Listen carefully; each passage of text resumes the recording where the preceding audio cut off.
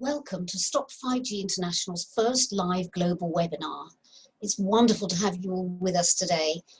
I'd especially like to welcome all those people who know very little about this subject or are wondering what the concerns are about, who've joined us in the spirit of open-minded inquiry. And there are many, many people around the world who are deeply concerned, not only about the rollout of 5G, but also the launching of thousands of satellites into space to enable it, which scientists believe could cause serious damage to life on Earth. The purpose of today's webinar is to inform and inspire us all. Our visions for the future are far more aligned than we might have first imagined, because we all share the desire to feel safe in the world, to contribute to the well-being of others, and to live happy, healthy, and fulfilled lives. We hope that today brings us all closer to realizing a shared dream, which is to experience lasting peace, vibrant wellness, and pure and true connectedness to each other and the world. We're delighted to have such a distinguished group of panelists with us today who've given up their time to share what will, I'm sure, be extremely important insights and highly relevant information. We're indebted to them. And also to all those who've worked tirelessly behind the scenes to enable today's event to happen. It's going to be fascinating. So now, without further ado, I'll hand over to Cece Doucette. Thank you so much, and I am just honored to be here with everybody today. I will give a little bit of background about how I came into the wireless radiation space, and then we'll go through what the program will look like today, and then we will get us started. So thank you again. It's such an honor to be here. In 2012, I had no idea there could be anything wrong with our wonderful wireless technology until an electrical engineering girlfriend of mine tipped me off at book group one night that there could be biological impact. So I had spent 8 years volunteering my time in my children's school to do fundraising to bring in all this technology that we kept hearing our children were going to need to succeed in our world. The iPads, the Chromebooks, the smart TVs, the Apple TVs, the mini, all of that. And then I hear that it could be harmful. So I started doing my own investigation, and I suspect, like so many of you joining us today, I was astounded to discover that there are literally thousands of scientific studies, peer-reviewed and published in well-established journals, that show biological harm. And so we know that is especially harmful to our children. So thus began my journey, and I did help my schools to become the first in the United States to even hang a sign in our classrooms with words of precaution. I then went on to work with our legislators to educate them, because by and large, they have no idea what wireless truly is. And I was so honored to be introduced by Dr. Deborah Davis to Mikko Ahonen in Europe. Dr. Ahonen is one of our leading scientists in this area, and to Brett and Lynn West in the United Kingdom, who realized that we can't fix this until people are educated. So I was honored to volunteer my time and help build this little nonprofit called Wireless Education, and it's out at wirelesseducation.org. We've distilled this issue into half-hour courses that anybody can take for less than the cost of a movie ticket, and that just helps to keep our little nonprofit afloat. But you will get the science, you will get the risks, you will get what the other countries might be doing around you, and what the internationally medically recommended best practices for safe technology are. So just know, as soon as we get our communities woken up to this, we have the training built to quickly bring people up to speed in our families, in our schools, and in our workplaces. So just know that's there. So when Kate Keel and her team at Stop 5G International asked me to moderate today's presentation, I was so excited to help be a part of this solution too. And what they've done at 5G, Stop 5G International, is very thoughtful. It's done in a very caring way. It's an intelligent group of individuals who are peacefully affecting significant change in our world. And I would like to take a moment to share with you their vision, and you will see this out on their website as well. We envision and seek to ensure a world where 5G, 6G, or any other generation, which is what G stands for, is replaced by safe technology that has undergone scrutiny to ensure the health and well-being of all life on our planet. We envision and seek to ensure a world where respect for life takes precedence over corporate self-gain. We envision and seek to ensure a world where people are connected face-to-face and heart-to-heart, and not consumed by ubiquitous virtual connectivity. We envision and seek to ensure a world where the increasingly frenetic pace of hyperconnectivity is slowed down so we can once again connect with our own humanity. We envision and seek to ensure a world where the pursuit of faster, bigger, and more is replaced with contentment from just enough. In short, a future that respects and protects all life on this planet. We call on all world governments to hold the growing, or to heed the growing voice of scientists, medical doctors, engineers, and others who are warning we must halt the race to 5G and consciously chart a wiser and safer course for our future. And I think that we would all agree that that is a really good mission statement to get behind. So now a bit about the logistics for today. We will go straight through, so feel free to get up and stretch or tend to other needs as warranted. Our program will go about 2.5 hours, and the order of speakers will be as follows, and I will do transitions with us in between each speaker. We will begin with Julian Gresser, then Ole Johansson, Dr. Timothy Shockley, Christian Jensen, Elizabeth Kelly, Katie Singer, and David Gee will be our final panelists. And then what we'll do is we'll spend about 15 minutes and we will put all of our panelists up so that they can then ask questions of one another. With a couple thousand people on this call today, we realize it's not practical to open it up to the public. So we thought we'd give our speakers a chance because we don't all see each other all the time. This is incredible for us too, to be brought together in this forum today. So we'll open it up for our speakers. And if folks want to go into their Zoom settings and hit gallery at that point instead of speaker, then you'll be able to see everybody's heads up, hopefully together. And our speakers can speak up to one another and either ask questions or add additional content that touched upon something one of them said, or if they had an, oh, darn it moment after they spoke, they can then go ahead and add to what they said earlier in the program. So with that, it is my honor to introduce to you our first speaker, Mr. Julian Gresser. Mr. Gresser is an international attorney of counsel with the firm Swanken and Turner. He is also the co-founder of Healthy Heavens Trust Initiative, a recognized expert on East Asia, and a former visiting Mitsubishi professor at the Harvard Law School. We are so very grateful that Julian is currently co-counsel in an administrative action before the FCC, or the Federal Communications Commission here in the United States, requiring the agency to follow established procedures to protect community health, the environment, privacy, the national security before authorizing over 40,000 low orbit satellites.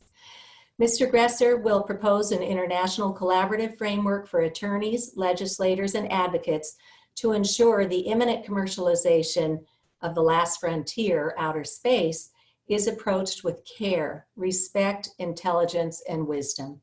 He will conclude his presentation with a brief discussion of practical tools for members in a 5G Action Network to help us all achieve this objective. Welcome, Julian. Go ahead and unmute your camera and your microphone. Cece, thank you very much for that introduction. I must say I'm really moved by the mission statement. It's quite remarkable that so many people around the world can align and ally with such a powerful statement. So I congratulate you on that.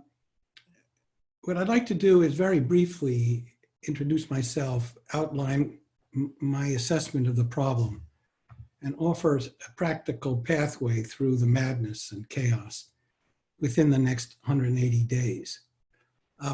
By way of self-introduction, supplementing what you said, I'm really speaking from the trenches here as an international lawyer, environmental lawyer, professional negotiator, inventor, who at 76 has somehow come back and find myself in this 5G satellite world. As I say, I would like to offer a pathway through the chaos that brings the skill of hand, the intelligence of our minds, and our collective wisdom and vision of heart. So let's begin with a definition of the problem. I think we've entered a perfect storm of at least 5 crises happening simultaneously. We have a health pandemic with corona, a cascading economic crisis, constitutional crisis is happening at the same time, not very well known to many, political crisis, and a profound existential crisis. When many people are asking, will they return to normal? As if there ever was a normal. But the corona pandemic may not be simply an event. What if there's no return to normal? What if the whole idea of normal is now different? So this is a complicated crisis. And in crises, people tend to turn to simplistic solutions like 5G, satellites, it's a panacea for so much. It's so simply stated, as Elon Musk points out, a UFO on a stick that comes to rural communities who do not have excellent internet access. Who wouldn't want that? And there really are true benefits in medicine, telemedicine, linking isolated rural communities, and driverless cars. A dear friend of mine, a relative, a senior member of the Academy of Engineering in Silicon Valley said to me, what are you talking about, opposing 5G? Can you imagine a world without driverless cars? And we're seeing a massive space grab in our last frontier, the heavens.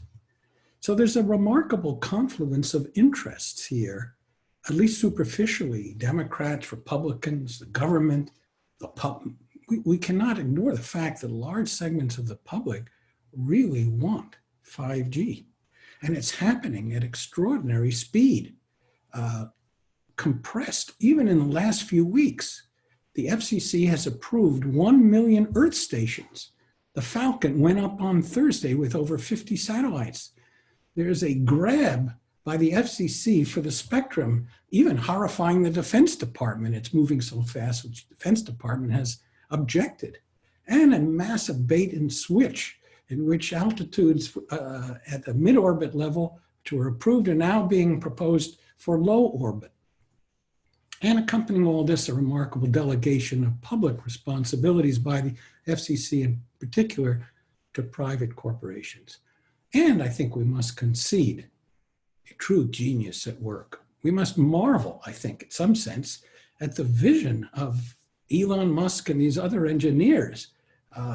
Imagine a world where everybody's connected by these satellites and every piece of information you want is at your fingertips, all brought to you. And it's the new frontier of the exploration of outer space. So I think we have to marvel again at the genius of this conception. However, but just because something is brilliantly possible in an engineering sense doesn't mean that it should be done, and it should be done recklessly. So it comes now to the diagnosis and the remedy. We can summarize the essential message of what I'm trying to convey in one word. It is the problem, and it contains a solution. Balance. I want to state the problem in very specific terms with a plan. What is happening is that we are wildly out of balance. So the solution is how to get back into balance, and how can we do it in 180 days? How can we navigate through this chaos? Well, we begin with an understanding of points of vulnerability.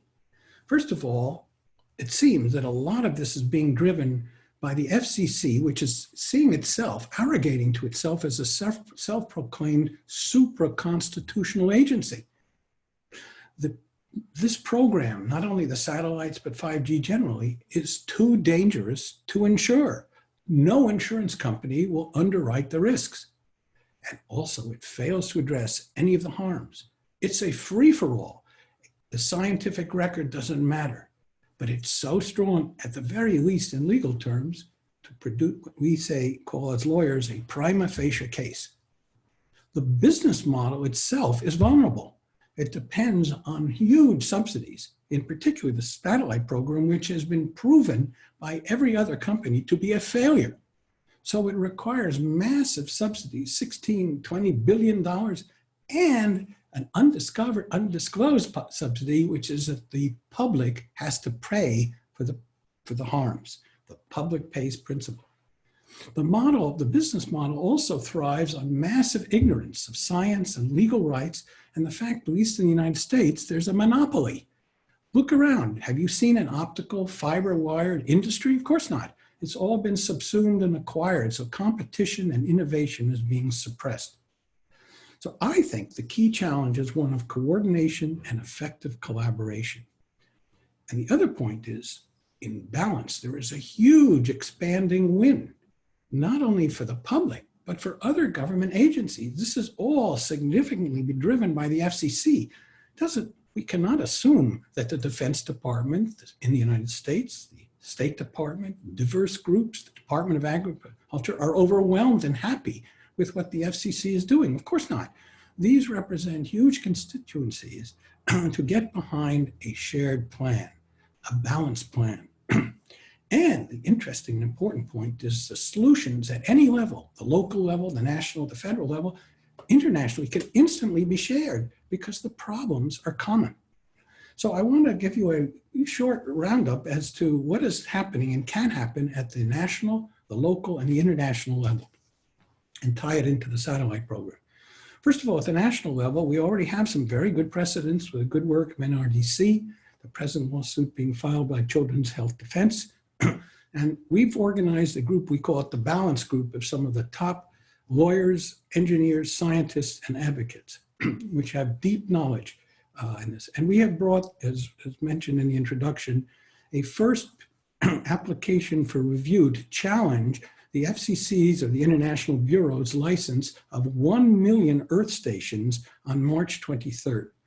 Now, this whole approval was a blanket license, which means that basically the applicant, SpaceX, can install without notice these Earth stations anywhere it decides to do so, without notice or without any assessment. It depends, and it is required by the FCC in something called a radiation hazard report, which is vulnerable. And we've challenged it with excellent expert declarations.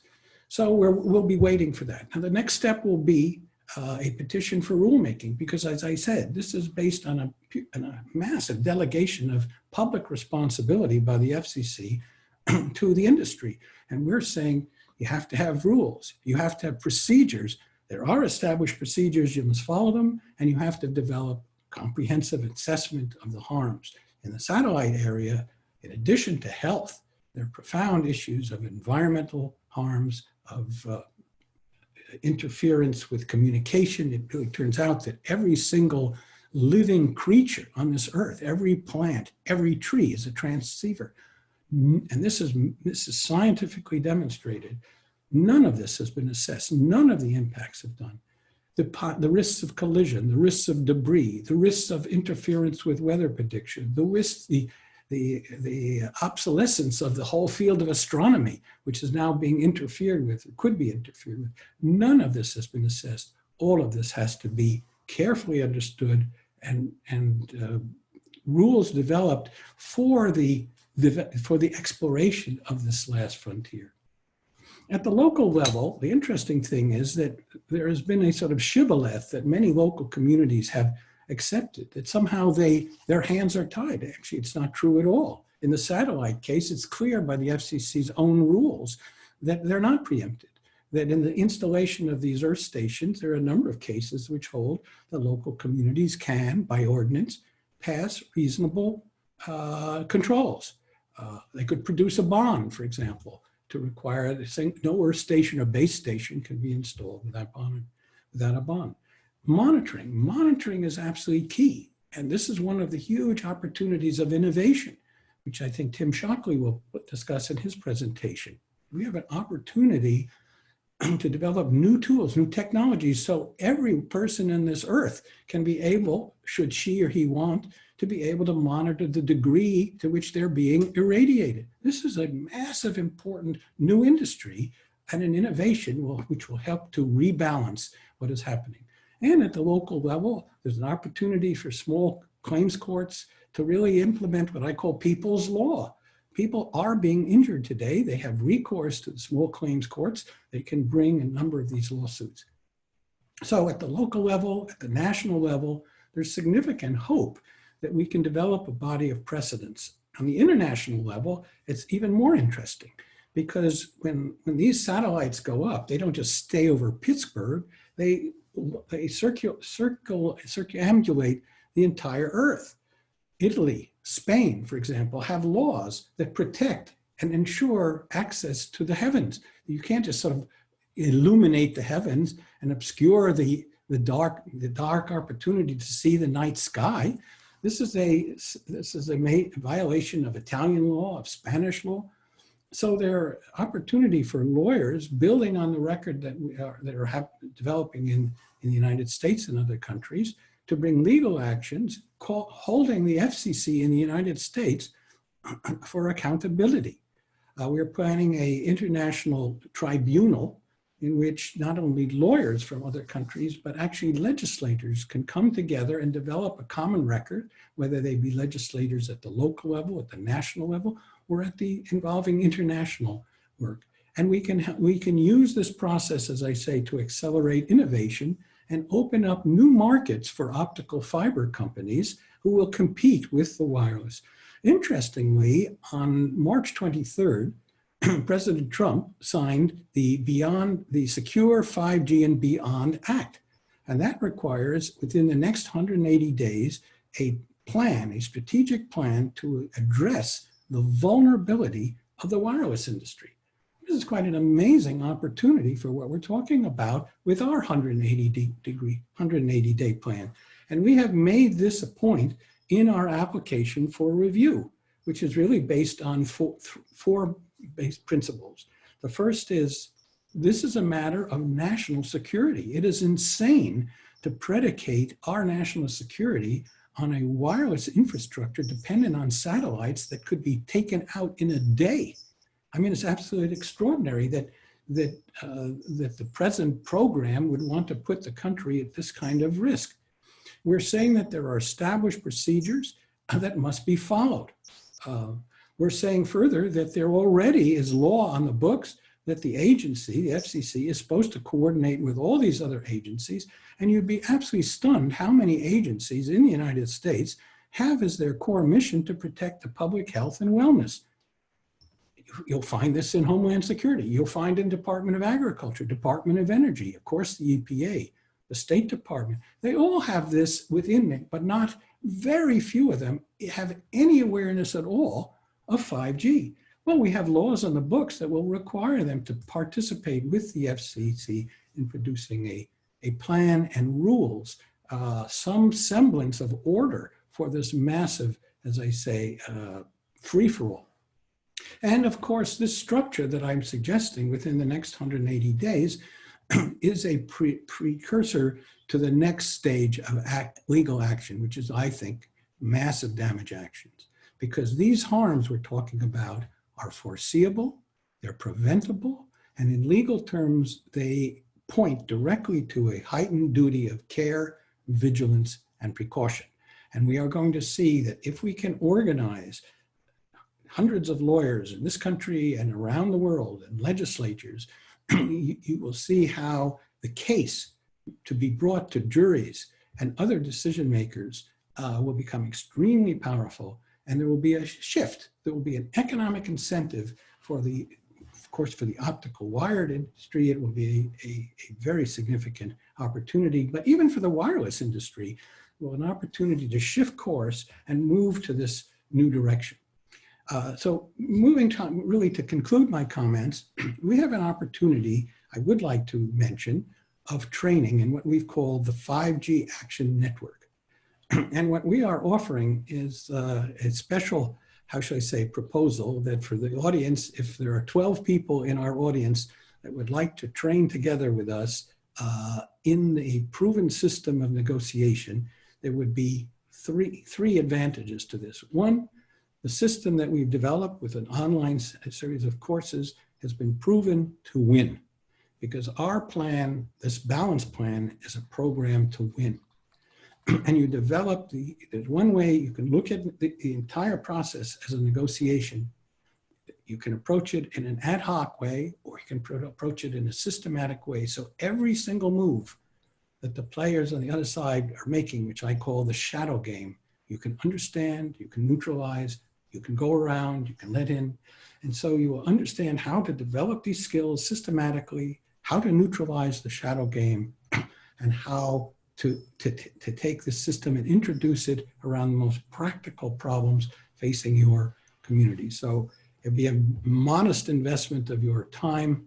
That's a little bit of money just to cover our costs. But the key idea would be to train the beginning of a group of samurai who are willing and dedicated to try to learn the skills and work together with our legal team in bringing these cases, because your contribution is extremely important in terms of intuition and ideas and imagination, and how non-lawyers can work together with lawyers, not only with our team, but with other lawyers that are engaged in these cases.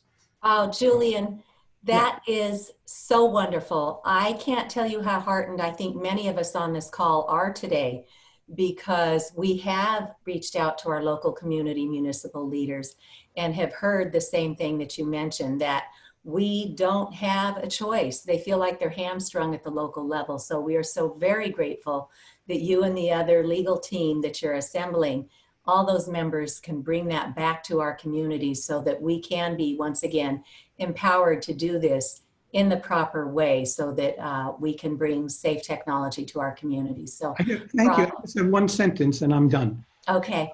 Which is that we began with a dark story of where we not only can see the storm, we're in the storm of chaos. And so the critical question is, how will the story proceed? How will the story end?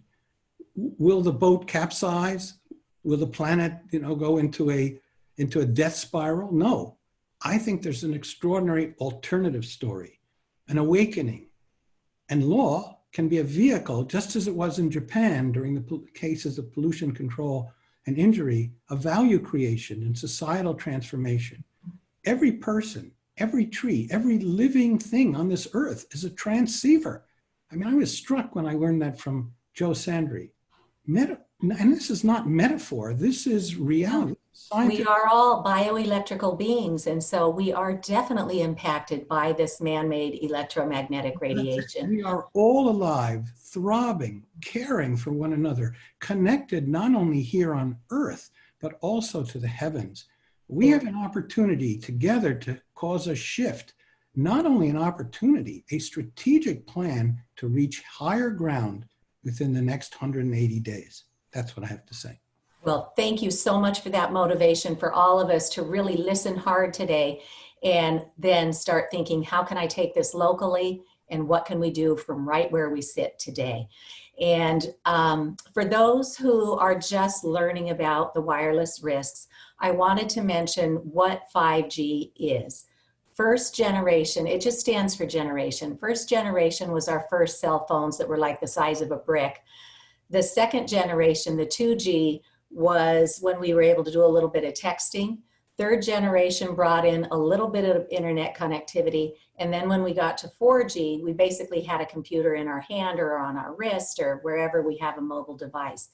Fifth generation will use those frequencies that we've already been using. So all the large cell towers, the macro cell towers that have encroached from our industrial parks down into our towns, put up on the sides of buildings or stuck in a fake tree, all that is still needed today as part of the backbone for 5G.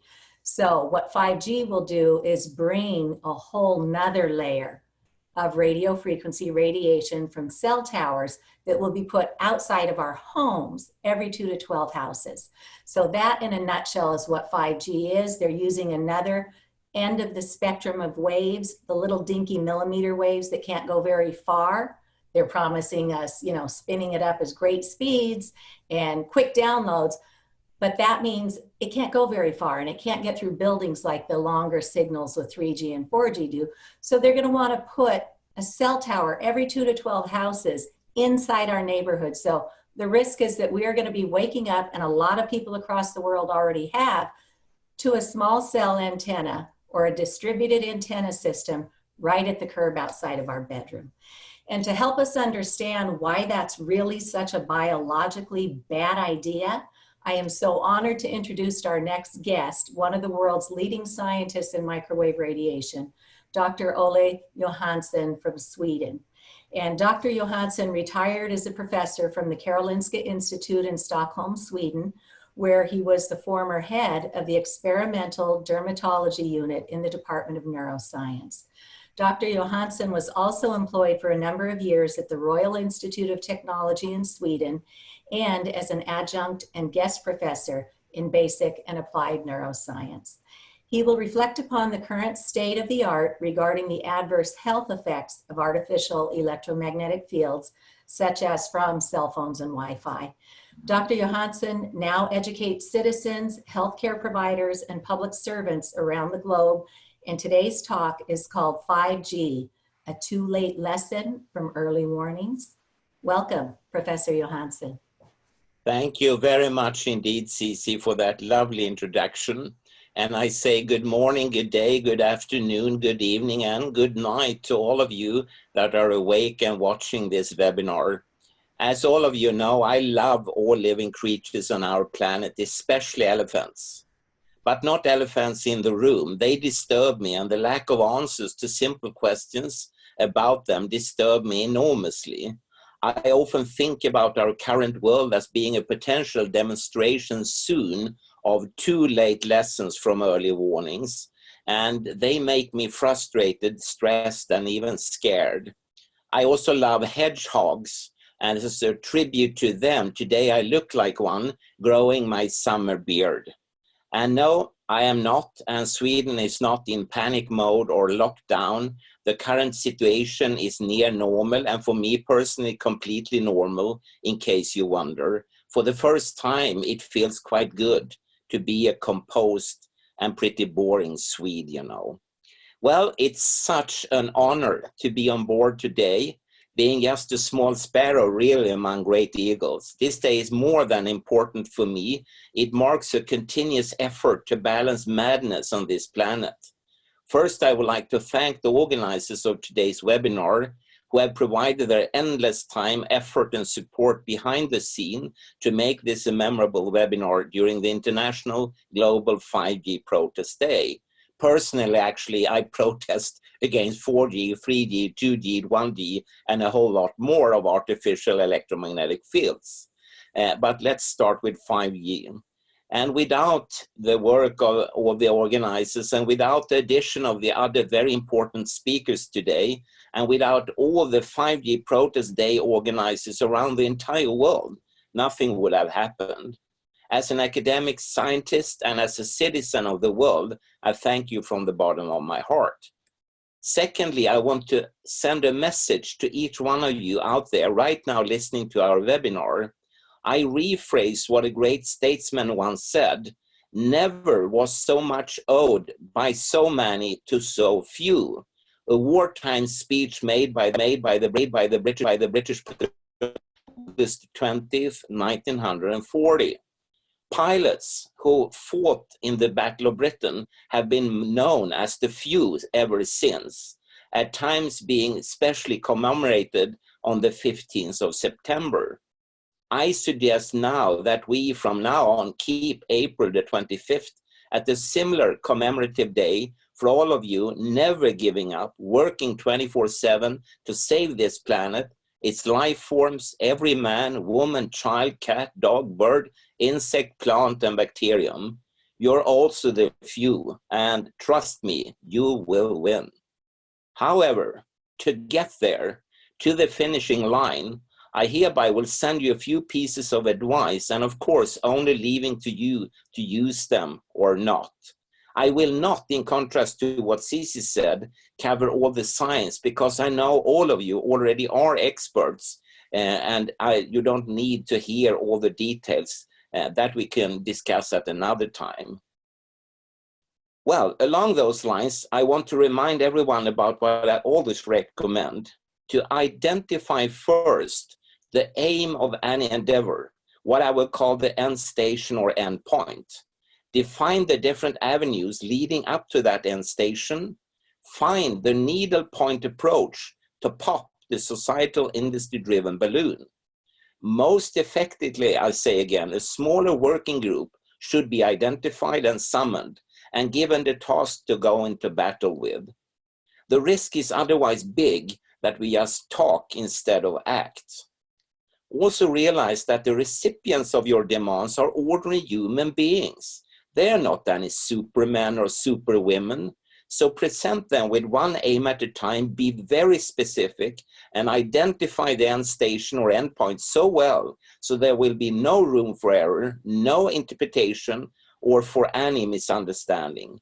Most often when I see letters, for instance, to Swedish authorities, it is very difficult, even sometimes impossible, to understand what the letter writer actually wants. For instance, if you want a safe and healthy life, do not write safer and healthier. Those are easy to wave aside because they are not defined. Humans, animals, plants, bacteria, and so on will not change the amount of radiation they could deal with. No matter how much safer radiation is out there, our body's personal limits will always only tolerate a safe situation. In contact with your governments, parliaments, health authorities, industrial representatives, and many more, never allow the other side to call the shots. Always send what you want to anyone. We live in democracies, and that means that we, the citizens, tell the, by us elected officials, what to read, do, and act on, not the other way around. Send them all the clues. It is up to them to work for our tax money. We should not have to do their work or carry their legal responsibility.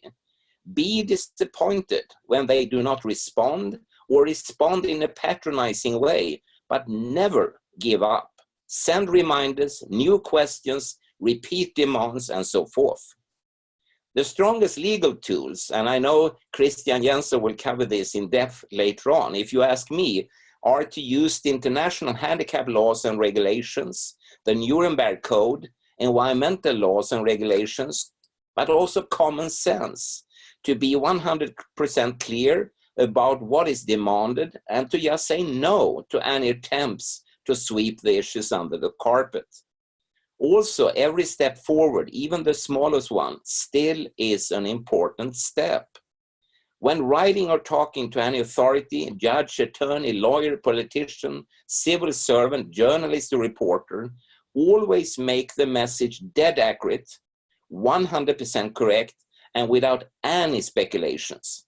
Otherwise, you will quickly lose credibility. Try not to send too long texts or messages. Keep them as short as ever possible, thus boil them down. Most often half a page or 1 page at most is generally sufficient, especially for authority contacts or press releases, and they will not read any longer text than that. Organize the content and the message as well as any demand. The most difficult questions to answer are the simple ones. Always remember that. Also phrase them so that only simple answers are asked for, like a yes, a no, I don't know, or a number, a figure. Finally, never accept an invasive answer. Keep sending reminders. If the recipient claims safety, like we heard Julian talk about the FCC and so on, then I also suggest that you ask for the independent, scientific, peer-review-based publications clearly showing it so to be. If no such are to be found, ask them who is to be blamed and prosecuted if it turns out in the future to harm people's health? Ask that person to sign a legally waterproof document where he or she takes full personal responsibility for any health claims and future reimbursements due to illness, impairment, and/or death. So put them against the wall. It is the only way, I'm afraid. The time for nice talks is over. Consider informing the media. Sometimes, however, it may be strategically and tactically better not to. That is dependent on each situation. Finally, never accept patronizing, evasive, or demeaning answers. You are a citizen in an elected representative democracy and not some kind of a circus animal or a slave. As for the topic today, there is great uncertainty about the health risks of 5G technology, and if the harmfulness of 5G is not properly researched and adequately covered, there may immediately be a violation of the protection of privacy and risk of integrity-breaking surveillance, a free living environment, risks to public health and safety, risks of enormous energy waste and lack of sustainability of our communication systems, the risks of loss of local control over public rights of way, and to democracy and the right to physical integrity. I say, promote shielded wired connections, ban any disruption to nature, only build need-based systems, not greed-based ones, and only build for all living organisms safe installations. For every system being dug down into our soil, into our waters, laid on top of the ground, sent into air or into space, demand that the governments and parliaments sign 100% watertight legal paperwork demonstrating no harm. Make it simple for them. For the commercial players, I would strongly suggest to demand some firm action along lines of common sense, like asking the 5G providers for a written and signed guarantee, legally completely watertight once again, that is not harmful to human health or biological health, and request as well a confirmation by which insurance company their guarantee is backed up and what reinsurance company is insuring this particular insurance company. In addition, I would also demand the 5G providers to provide society with at least 10% of their profit to be used for immediate pre-market testing, continuous surveillance and monitoring, scientific studies only performed by truly independent research units and similar needs. Meanwhile, there are thousands and thousands of independent studies concluding that wireless radiation causes harm. Each tower and each handheld gadget emits radiation at levels known to cause weakened immunity, cancer, male sperm damage, DNA damage, pollinator reduction, and other harm. Despite this, the wireless industry is working with governments to deploy 5G and soon 6G and 7G. It's a global for-profit, gigantic human and biological experiment. 5G is rolled out without any biologically based exposure standards, without our consent, and without strategic health and environmental assessments. As a scientist, I am not here to promote convenience or economic growth, but only to serve and protect human health and biological safety, as well as to protect other animals, plants, and bacteria. Those aims must be our only target, not to ensure consumers or parliaments, and I quote, "there is no cause for alarm," end of quote, which would be a blatant lie. My dear friend, Jennifer Wood, yesterday and today pointed out that loud activism may serve many different purposes, and one that I have also witnessed myself many times over the years is the good cop, bad cop approach. Jennifer tells me she did see it to work when she was in Washington, D.C. in 2016 and 2017. Some extremely aggressive activists, and I like this very much actually, would go into the FCC, pound their fists on the table, disrupt the general discourse that was ignoring them, and generally make themselves pretty hated.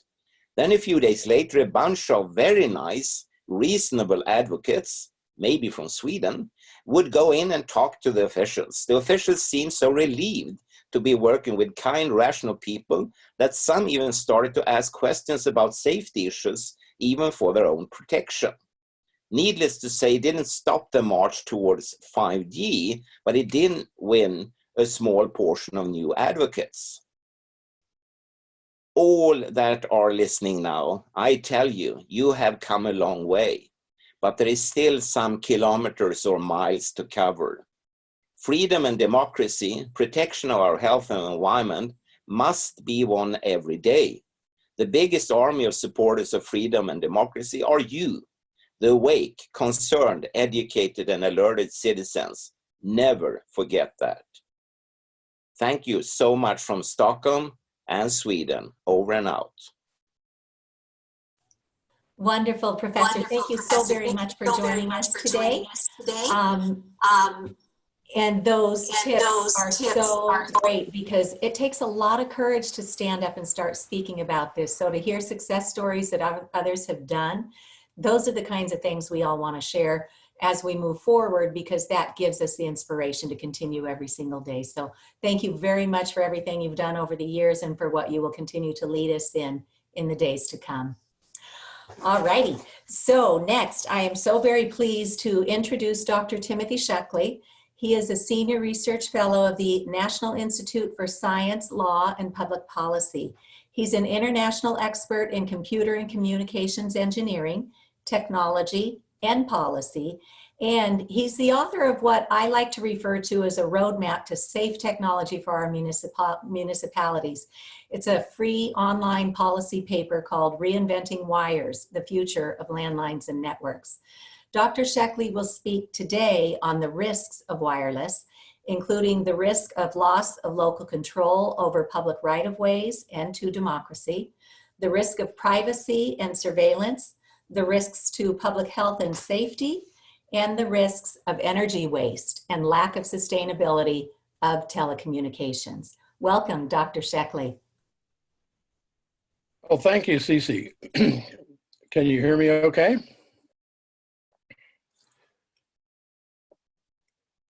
Yes, we can. All right, great. My name is Timothy Shockley, and I have been in about 45 years in the telecommunications and communications engineering business, engineering and policy in more recent years. I've been very involved in developing a lot of these, both wired and wireless technologies. So I think I can probably shed a light on some of the risks that I'm familiar with.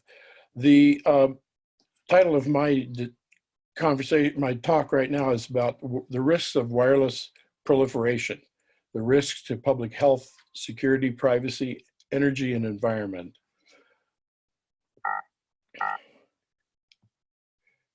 The book that Cece just referred to is a report that I prepared a couple of years ago titled Reinventing Wires, the Future of Landlines and Networks. You can get a free copy download at the link that's shown on the screen here. The report covers both the technology and the policy issues around both wired and wireless networks. It compares them, and it's a very good background piece that was written for policymakers at all levels, state and federal, local, and for the general public. So it should be understandable. Try to make some of this arcane technology understandable. Basically, the primary drivers of the cellular industry today are the need to sell more phones. Cell phone sales were actually down in 2017, and the whole industry's business model is based on planned obsolescence. But more importantly, recently, in recent years, one of the main drivers is the industry's ability to appropriate the public rights of way for little or no cost, and they have launched a strategic plan that has developed over the last 4 or 5 years to to do backdoor legislation in the United States, and also more recently with the Federal Communications Commission to pave the way for basically an industry subsidy, to create an entirely new subsidy that is the public space. So what I'd like to do in just a few minutes here is to assess the primary risks. There are 4 major risk categories. There are other risks, but these are the top 4, my top 4 in any case. Risk number 1 is your community's rights and money, the loss of local control over public rights of way, and the basic risk this poses to democratic governance. The second risk I'd like to talk about is your privacy and surveillance, the risk to privacy and the industry's movement in the direction of surveillance and control. Talking about both commercial and primarily commercial, but also government. The risk number 3 is your risk to public health and safety. I think a lot of that was just discussed by Ollie. But we'll be discussing that further. But the other 4th risk is about the risk of the energy supply and climate, the risk of energy waste, the lack of a sustainable telecommunications system. And I think that Katie Singer is going to address some of those issues for you. But I'll just start with the community rights of way. The strategy of the industry has been preemption of local public property and rights of way by laws, regulatory and legislative action that's taken place largely behind the scenes. The telecom corporations have been granted a grant by right to public property, basically what I compare to the enclosure movement of the 16th century, 17th, 18th century that gave rise to capitalism. The taking of the public commons for private gain. The American Legislative Exchange Council in the United States has played a major role in bringing this about, and the Federal Communications Commission in 2018, their order that was initiated this was basically to take the same laws and make federal policy based on that. The risk number 2 is the privacy and surveillance. And I think this is one of my main focus of interest right now because it has a lot to do with the technologies that I've worked on for a long time. The risk to personal privacy is basically corporate and government monitoring and surveillance. I'll mention in a minute a seminal work on this topic, Surveillance Capitalism, by Shoshana Zuboff, that goes into this business model in detail. But I want to make the point that the cellular wireless industry is really become an integral part of this new economy of surveillance and social control.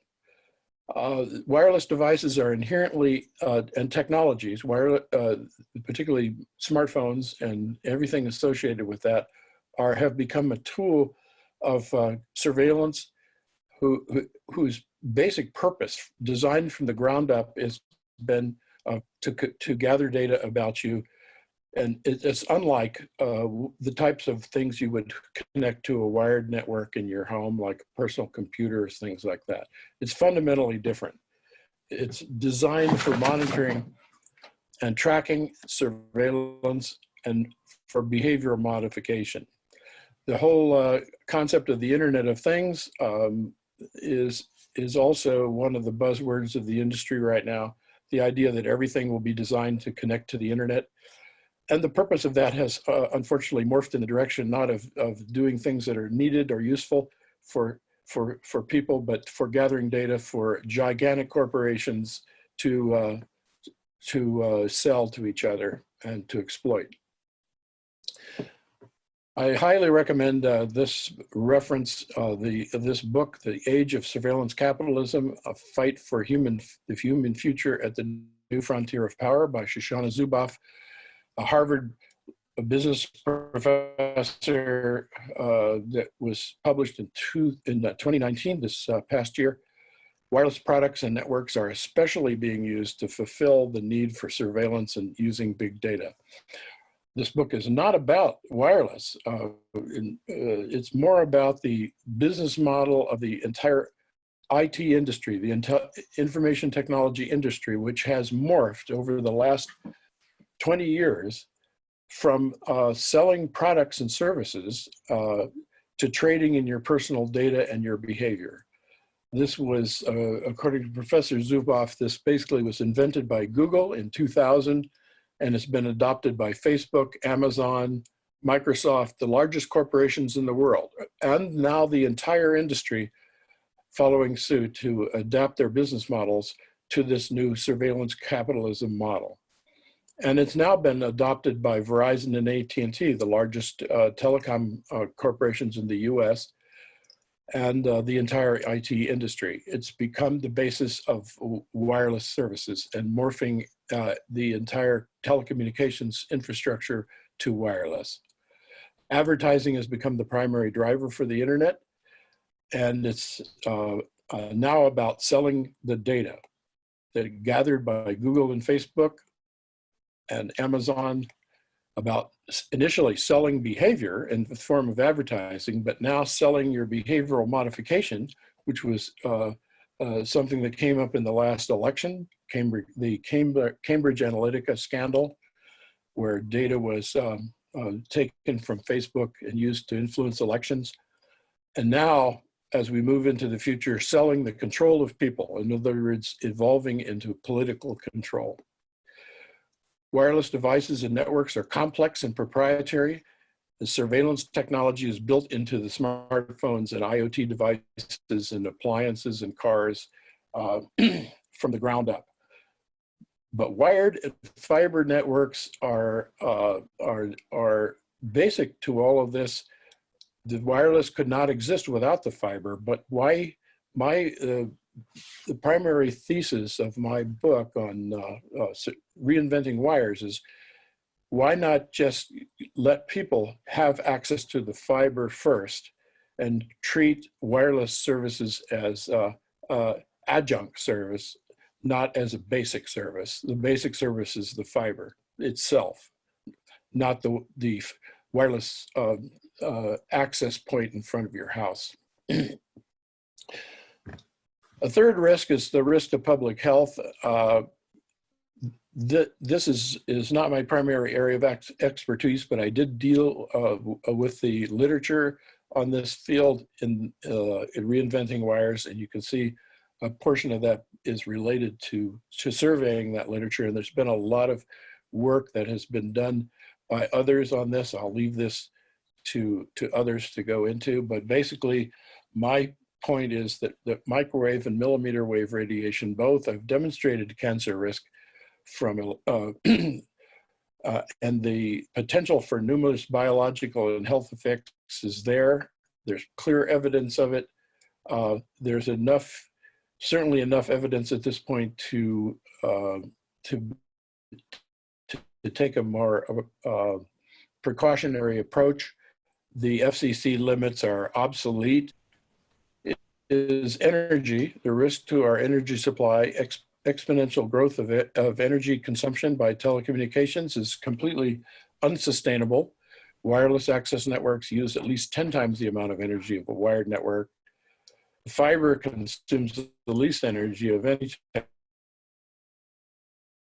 and probably another 10 times. And the energy guzzling is not sustainable. Nearly 5 to 10% of the world's energy supply right now is consumed by this. Only 1%. The irony is that only 1% of the internet traffic, by my estimation, is actually useful information. It's mostly garbage, energy, advertising overhead, and surveillance data that is consuming the other 99% of the traffic. So we're launching an effort to prepare a report on this, focused on this energy topic. and sustainability of, if there is such a thing, in telecommunications, to really look into the issues in more detail. I think this deserves some more consideration. That's what I hope to be working on next. Just to wrap up on the fiber,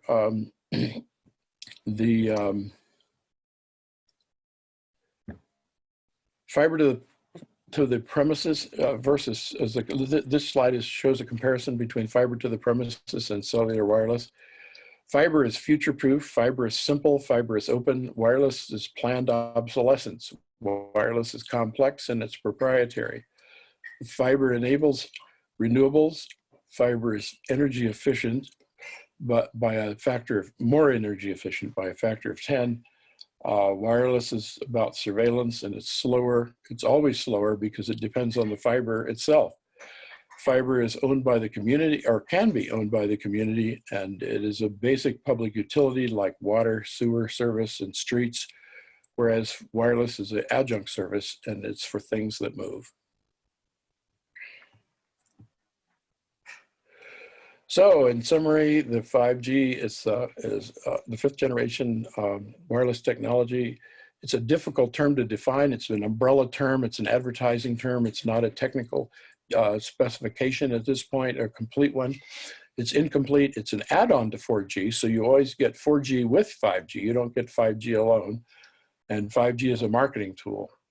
It's not a phone system. It doesn't do voice service. It's basically an add-on to 4G for high-speed downloading of streaming video, primarily advertising and movies.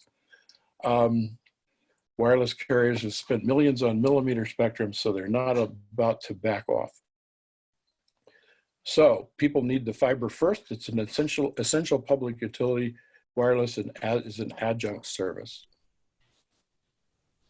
So those are my my remarks. Tim, thank you so very much. I cannot tell you how grateful I am for the wireless paper that you've already written, and I look forward to seeing what your sustainability and telecommunications will be too.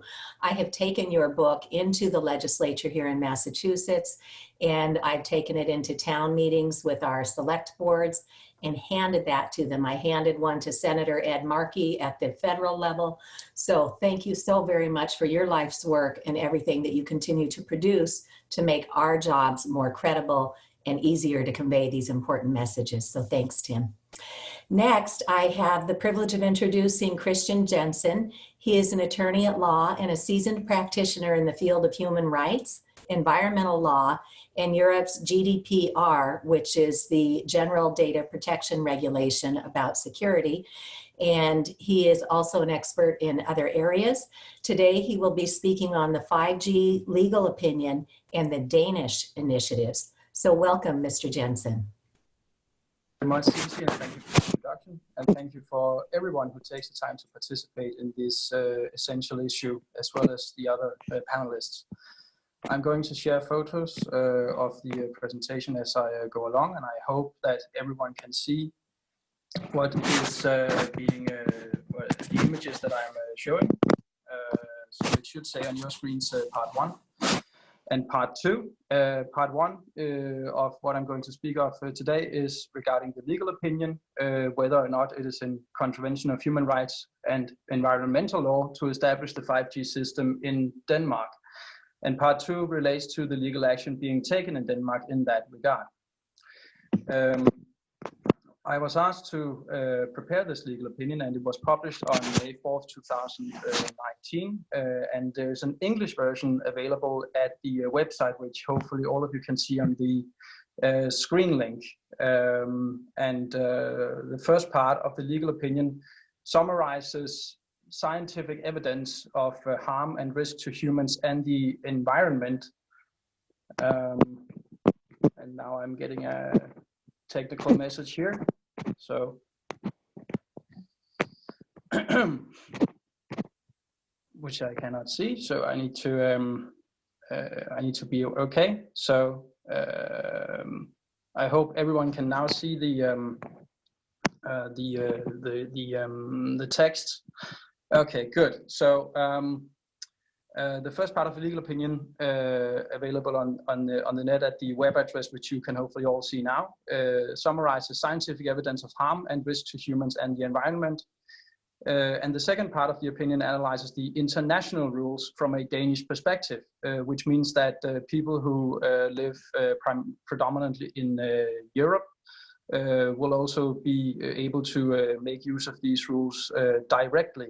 In other parts of the world, I cannot say, but the principles are likely comparable to what we have in other jurisdictions, or could have in other jurisdictions.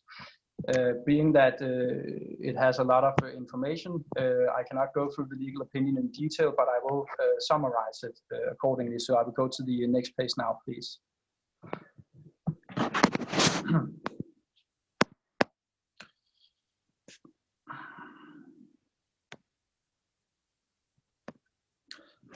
Okay, so this was the other day, of course. Regarding the latest IGNIAP March 2020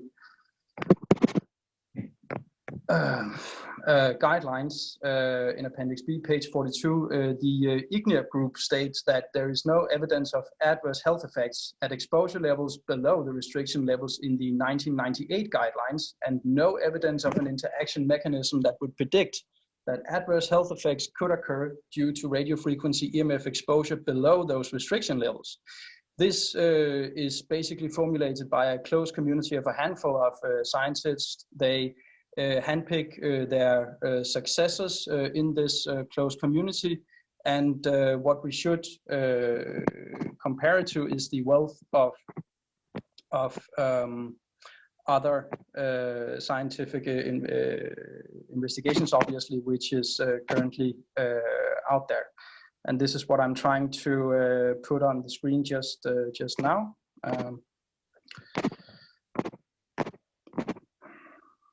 Okay, so the point being that IGNIAP's 14 scientists stand against currently more than 250 scientists from 43 countries of the, for instance, Emf Appeal, which declares the following: numerous scientific publications have shown that EMF affects living organisms at levels well below most international and national guidelines. Effects include increased cancer risk, cellular stress, increase in harmful free radicals, genetic damages, structural and functional changes of the reproductive system, learning and memory deficits, neurological disorders, and negative impacts on general well-being in humans. Damage goes well beyond the human race, as there is growing evidence of harmful effects to both plant and animal life, as some of the other panelists have spoken of as well. So an example of this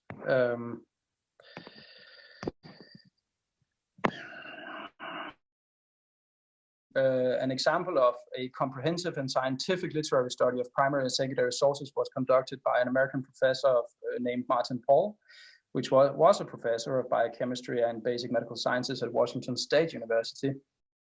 And he wrote in 2018 that each of the reviews which he went through typically cite from 5 to over 100 primary literature citations, each showing that non-thermal EMF exposures produce the effect under which they are listed. It follows from this that there are not only 11 or more reviews documenting each of these effects, but there is also a massive primary literature documenting these effects as well, scientific literature that is. It follows from this that the IGNIAP, FCC in the US, and international safety guidelines, which are entirely based only on thermal effects, are inadequate, and the new IGNIAP guidelines are in effect also based on thermal effects only. And there have been petitions and other statements of international groups of scientists expressing great concern about this. It follows that the IGNIAP, FCC, and international safety guidelines are completely unscientific and cannot be relied upon to protect our safety. Those are my underlinings, and the effects of what we went through just a minute ago. The point being that EMF or electromagnetic fields are environmental toxins, it is pollution, and it is capable of damaging animals, including humans, and possibly plants, which form part of the biological environment on which we all depend. Now on to the law, main points of that. Human rights first, and then environmental laws second. The human rights, which were analyzed in the legal opinion of May 4th, 2019, first and foremost takes its inspiration from the European Convention on Human Rights. Article 2 is about the right to life, and Article 8 relates to the right to respect for private and family life. I will go through them in more detail in just a second. This convention applies to European states parties to the convention. Similar rules and case law may possibly be found in other jurisdictions, such as the US.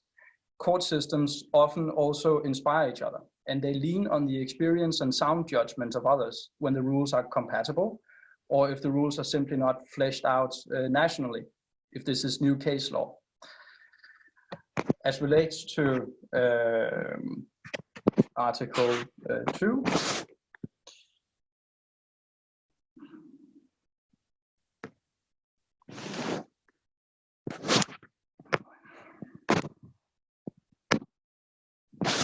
on the right to life, there is a substantial body of case law from the European Court of Human Rights.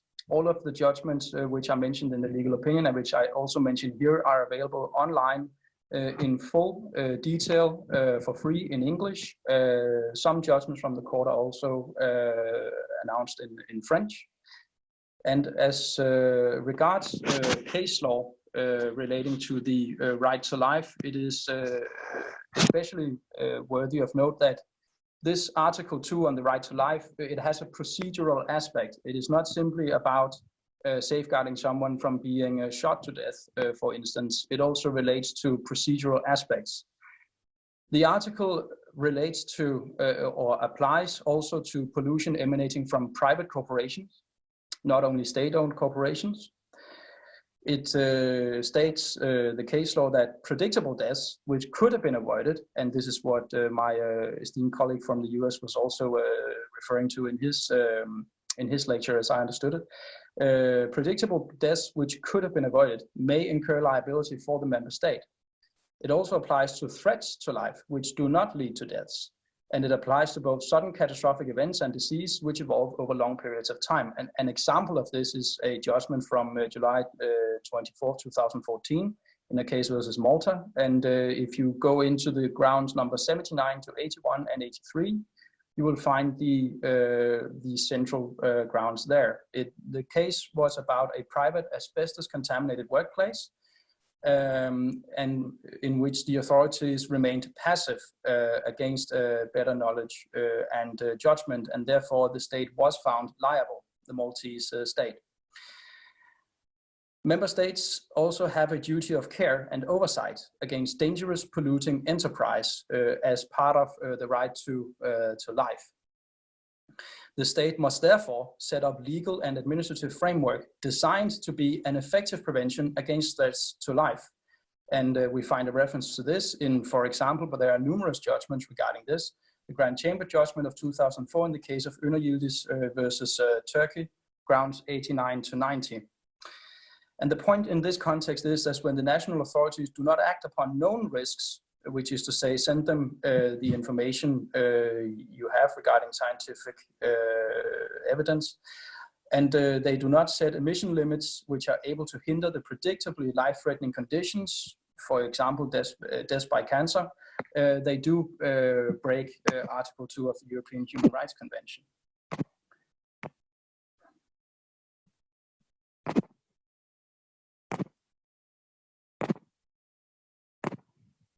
If you bear with me just a second, I'm trying to get the rest of the pictures to behave. There we go. Okay, so hopefully everyone can now see a slide regarding Article 8 on the respect for private life and family life. Such is the wording of the convention itself, which is incredibly brief. It is the case law from the European Court of Human Rights which fleshes out these rights of which I'm now talking about. Article 8 comprises serious environmental pollution that can affect the well-being of individuals and prevent them from enjoying their private and family life. An obvious example not related to electromagnetic fields could be, for instance, informing citizens of the danger incurred when living right next to a waste facility. Such a condition can constitute an interference with civil liberties according to Article 8, and an example of this is a Grand Chamber judgment from 1998 in the case of Gera v. Italy. If the authorities do not act to prevent such a condition, even though it is capable of doing so, this will at the outset be a clear violation of Article 8. A brief word on the United Nations Convention on the Rights of the Child. Article 24 states that the state must work towards the highest attainable health standard for children, and the states must respond to dangers and risks which, for instance, local environmental pollution poses to the health of children. And this is mentioned in the general comment number 15 on page 6 to 7 to the United Nations Convention as worded by the Ladies and gentlemen, Christian seems to be having some technical difficulties, and while in the beginning the short breaks allowed us time to ponder and digest what he's been saying, I think those difficulties have exacerbated, and so we will go ahead and continue with our program, and we hope that we will have other ways of getting his information to you after the program. I would like to now introduce Elizabeth Kelly. She is the director of the International EMF Scientists Appeal Campaign to the United Nations, the World Health Organization, the United Nations Environmental Program, and all of the UN member states. This is the one that Christian just spoke of. When you look at ICNIRP and you have 14 self-appointed scientists versus 250 plus who have done the actual peer-reviewed scientific literature, that is a huge body of weight that we need to pay attention to the actual independent scientists. So Ms. Kelly will overview this appeal and share what her response has been to it to date. She will conclude by making an urgent 5-alarm call to the United Nations Environment Program and to everyone around the world to halt 5G and to protect nature from the biological harm caused by electrosmog. Libby is also spearheading the next EMF medical conference to be held in the United States in January of 2021. Welcome, Ms. Kelly. Well, thank you, Cece Doucette. I appreciate your very gracious handling of this program. It's an honor to be with you all on this panel, and it's very nice to be able to speak to you around the world watching this important webinar.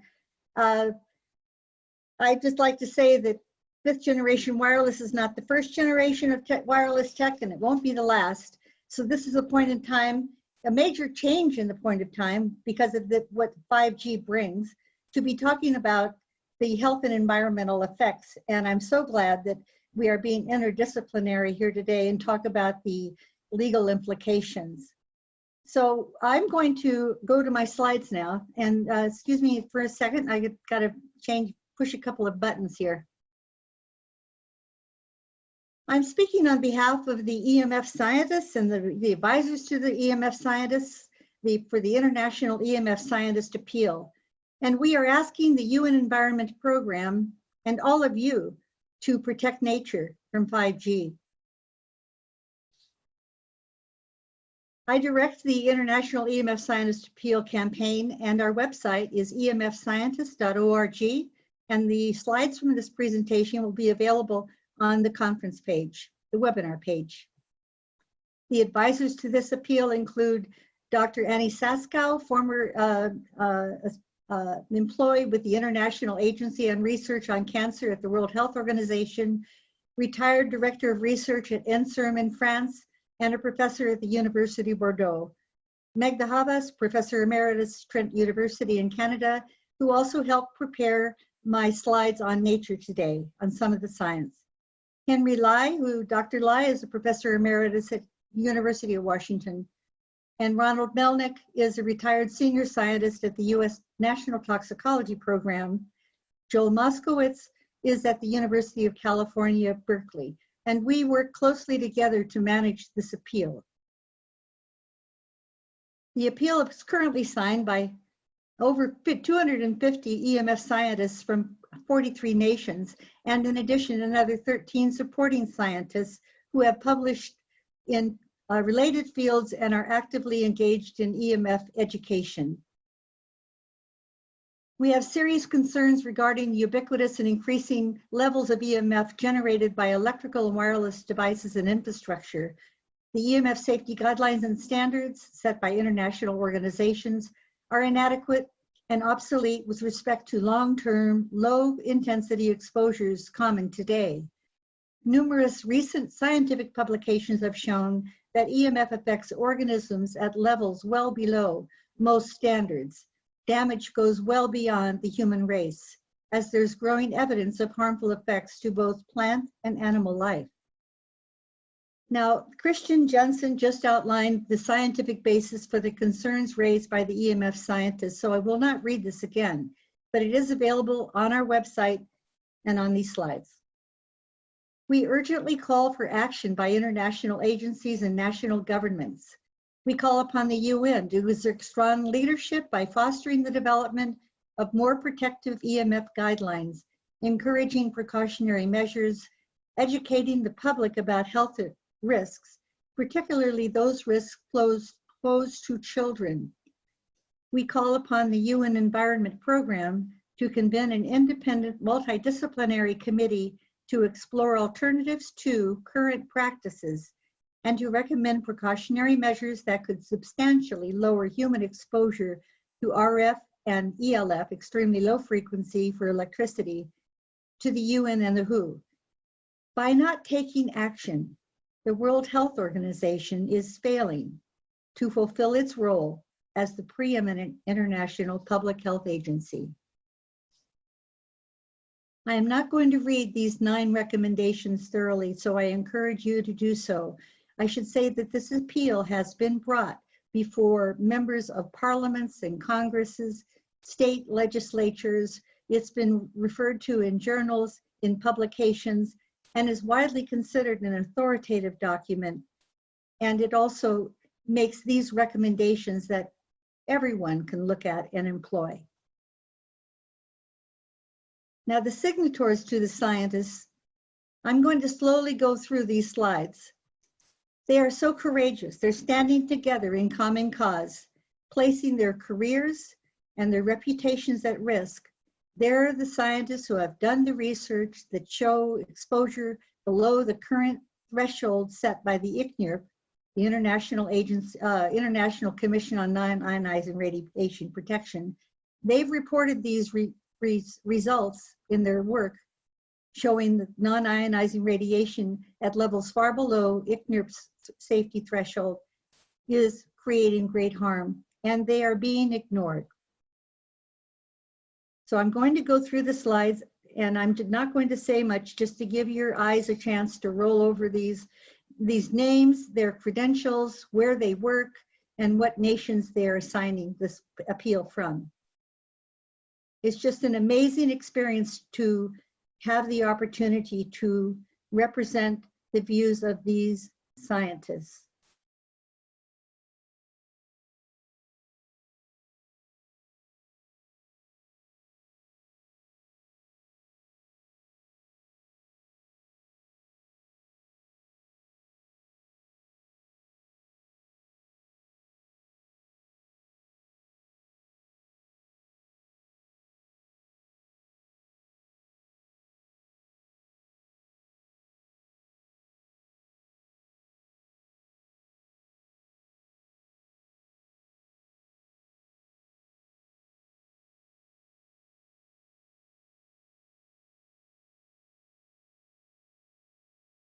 We invite those of you who are watching this program or who know a scientist who publishes EMF papers in professional journals that are peer-reviewed, we invite you to contact us, send us a citation of your work, and we would be happy to consider this application and include you on the list.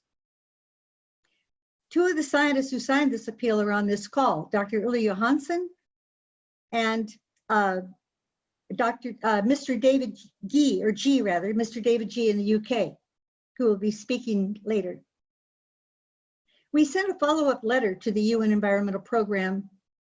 We got no response. We encourage them to assess the potential biological effects of next generation 4G and 5G telecommunications technologies on plants, animals, and humans. We would like to have a response. Honeybees exposed to radio frequency radiation are being exposed at 3 times more than before. Other studies report aggressive behavior, reduced productivity, swarming, and abandoning hives. The citations are at the bottom of these slides. Bird populations exposed to radio frequency radiation and low voltage electric current show aggressive behavior, impaired reproduction, and interference with migration. Plants exposed to electrosmog show reduced growth, increased infection, physiological and morphological changes. You can see in the little picture up in the top left that clover exposed to Wi-Fi has mold. And below, pea plants exposed to Wi-Fi do not thrive. And people living near cell phone base stations have DNA damage and antioxidants in their peripheral blood lymphocytes within 80 meters or 250 feet from a tower. A review of 113 studies from original peer-reviewed publications, RF had a significant effect on birds, insects, other vertebrates, organisms, and plants, living organisms and plants in 70% of the studies. Development and reproduction of birds and insects are the most strongly affected organisms. The US National Toxicology Program and Istituto Ramazzini in Italy recently published important large animal laboratory studies that found clear evidence of cancer, malignant heart cell schwannoma cancers. ICNIRP has revised its RFR guidelines reporting there was no evidence of cancer. ICNIRP ignored these important animal studies. ICNIRP's current chairman, Eric Van Rongen, when asked about the International EMF Scientist Appeal, said, well, that's their opinion. ICNIRP's partners with the WHO to convince nations to harmonize with its standards by adopting national RF standards. The pulse-modulated 4G and 5G frequencies were not safety tested prior to deployment of this new infrastructure. In the US, FCC proposes to extend its RFR thermal-based human exposure guidelines to include a 6 Hz to up to a 3 terahertz frequency range, stating that these ultra-high frequencies do not change thermal effects and with the shorter waves cause less body penetration. They're wrong. What are the RF exposure limits for humans, for flora, and for fauna? That's the end of my presentation. And I just want to say in closing that our scientists are giving warnings. Our living cells are crying out in pain. The tiny electrical impulses that communicate between our cell membranes are being disrupted. The Earth is now encircled by electrosmog on the surface and in the atmosphere. Yes, we do call upon the UN Environmental Program to review this. They are the voice for the environment. But we also call upon each of you, as we are the ones who will make the changes happen. We are the stewards of this beautiful planet, and we need to strengthen the bonds that support the web of life. Thank you so much, Libby. We are so very grateful for all the work that you and your colleagues have orchestrated and for all of the very, very courageous scientists who have signed on to your appeal. We know that scientists are quite often pushed out of their laboratories and out of their universities when the industry comes in and makes big donations. So we recognize and we express our gratitude for the risks that they take to their well-being, to their families' finances, to put the life of our planet and our people and our insects and so forth ahead of their own individual personal needs. It's a huge sacrifice, and we are so deeply in gratitude for everything that everybody who signed on has done, as well as for those scientists who are not in a position to expose themselves to the risks that it would bring to their families. We are grateful for the work that you've done, And we know it comes down to a personal decision. So thank you to everybody in the scientific community who continues to forge ahead with independent, peer-reviewed, published scientific literature. I would also like to thank you, Libby, and your colleagues on the appeal. When Professor Johansson spoke of, we need to be very clear on what it is that we're asking for, and that is safe, hardwired technology to and through the premises. What you've done in the appeal gives us the breakdown. So that's at the policy level. That's what we need. But how do we do it? And in that appeal, you list 9 or 10 separate things that take it from where we are today. What do we do with our utility companies? What do we do for the children? What do we do with our engineers? What do we do with our medical practitioners? You've outlined very clear steps that each one should be attending to. So thank you. Thank you for all that hard work on that international appeal and for the exciting conference that you'll be bringing in January to help train another round of our healthcare and first responders. So thank you, Libby. Next, it's my privilege to introduce Katie Singer. And Katie is an author who wrote a book that many of you may have already read. If not, it's called Electronic Silent Spring, Looking Behind Our Screens with Due Diligence.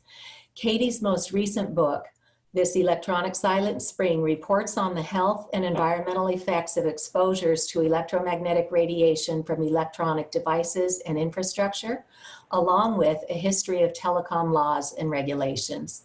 She is currently working on a focus on the internet's energy use, the toxic waste, and worker hazards. In 2018, she spoke about the internet's footprint at the United Nations Forum on Science, Innovation, and Technology. Her talk today is titled, Looking Behind Our Screens with Due Diligence. She'll introduce us to the internet's main energy guzzlers and what we can all do to reduce its footprint. She joins us now by telephone, not by Zoom, and in her talk, she'll explain why she's made that choice. Welcome, Katie. Hi, thank you. Can you hear me? Yes. Great. I'm very glad to be here today. The internet is the largest thing that humanity has built. Its electricity use, toxic waste emissions, worker hazards are proportionate to it being the largest thing that we've built, and it continues to expand. According to Huawei, and in case someone doesn't know, Huawei, that's H-U-A-W-E-I. Huawei is the Chinese corporation, basically the Chinese government, that has contracted with Canada and UK to install their 5G infrastructure. And according to Huawei consultants, by 2030, 51% of total global electricity use could go to info communications technologies, ICT. Now, we've been upset about 2% of total global electricity use going to aviation for personal and business travel. So their prediction that by 2030, 51% of total global electricity use could go to ICT is pretty staggering. I want to give a few other facts here that I've been living with while I've been researching this. And okay, so one smartphone includes more than 1,000 different substances. And each of those substances has its own energy-intensive, toxic waste-emitting supply chain with worker hazards. We also need to understand the cradle-to-grave energy use of every device and every infrastructure part. So starting with the design of a device, which takes an enormous amount of energy. There are robotics involved and modeling with computers that are very energy intensive. So there's the design of the device, then there's extraction of the ores and minerals that are needed the raw materials that go into every device. There's transporting those ores and minerals to the smelters where they are refined and processed. I'm going to talk a little more about that soon. And then there are assembly plants. At the assembly plants, there are chemicals involved for cleaning the circuit boards. Then the item is boxed and shipped and sent to the end user. Okay, now we've gone from cradle to purchase of the device. And then there's the usable life cycle. So right now, if you're looking at a computer screen now, that computer is in its usable life cycle. And then there's sending the no longer working computer to discard, to garbage. That also takes energy. If parts of it are recycled, that also takes energy. If it's just disposed of at a dump, there are toxic wastes involved, and you begin to get the picture. Okay, but here's the punchline.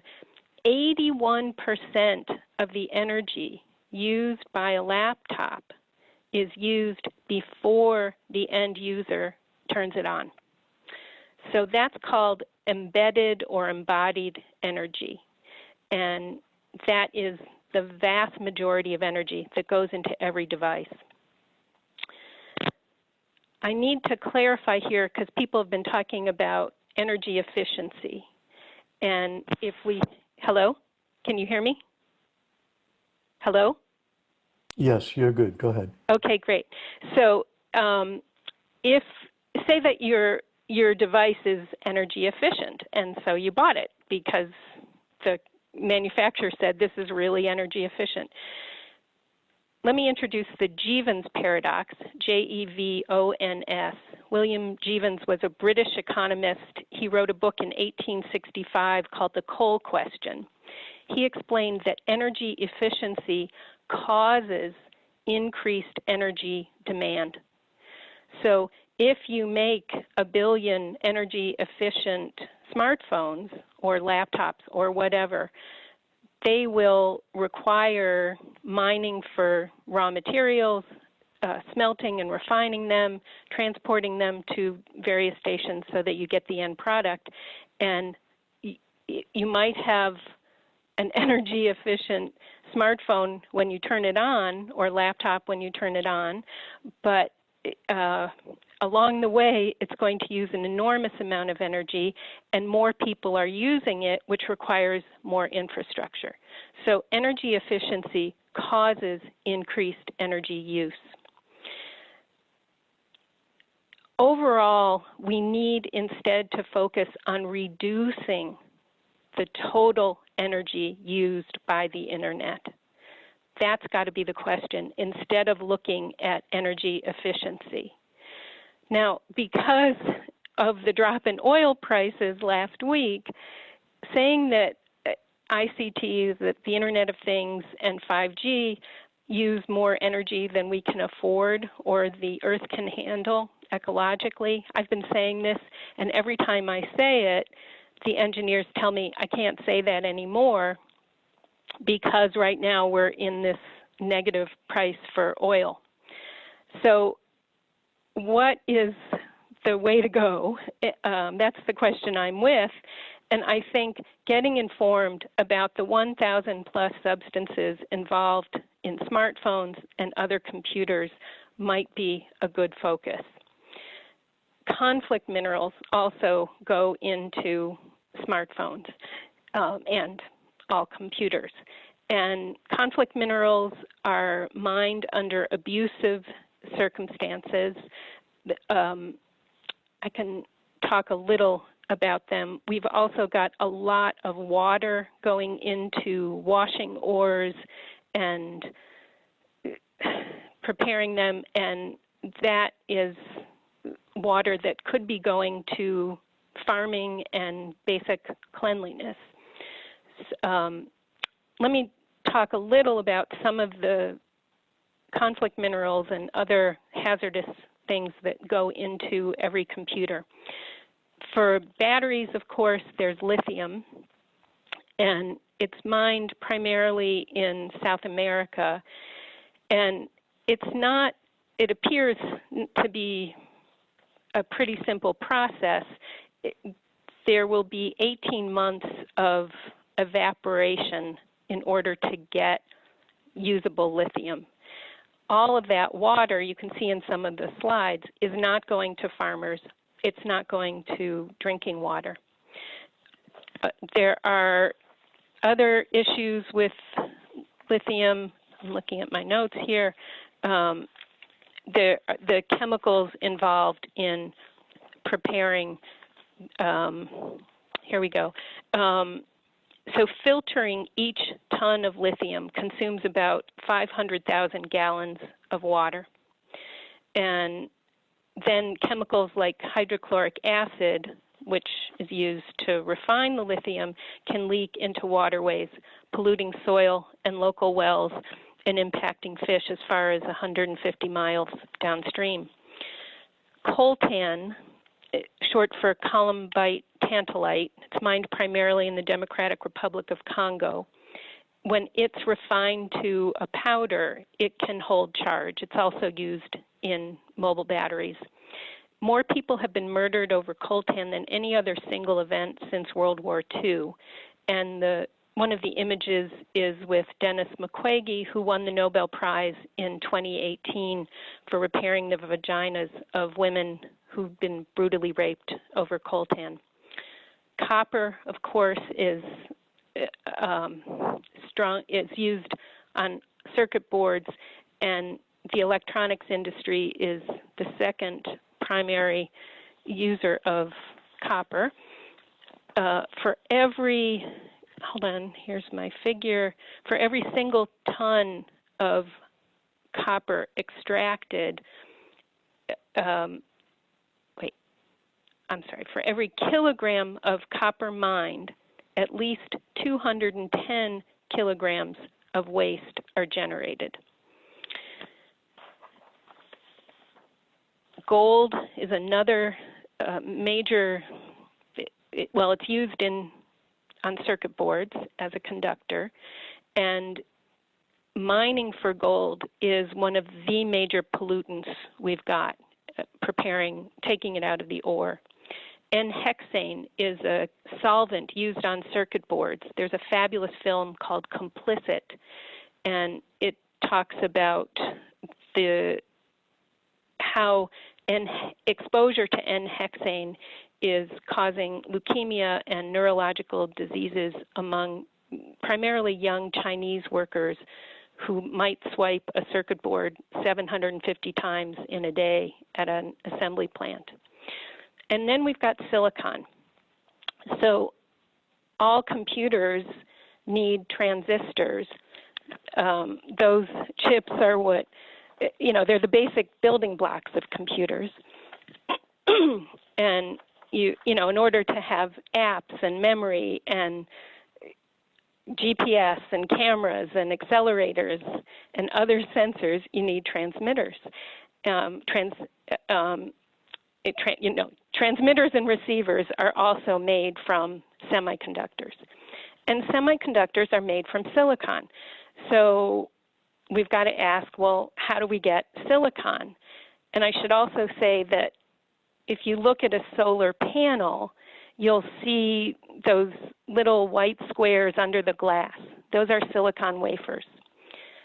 I'm also sorry to say that fiber optics require silicon. So how do we make silicon?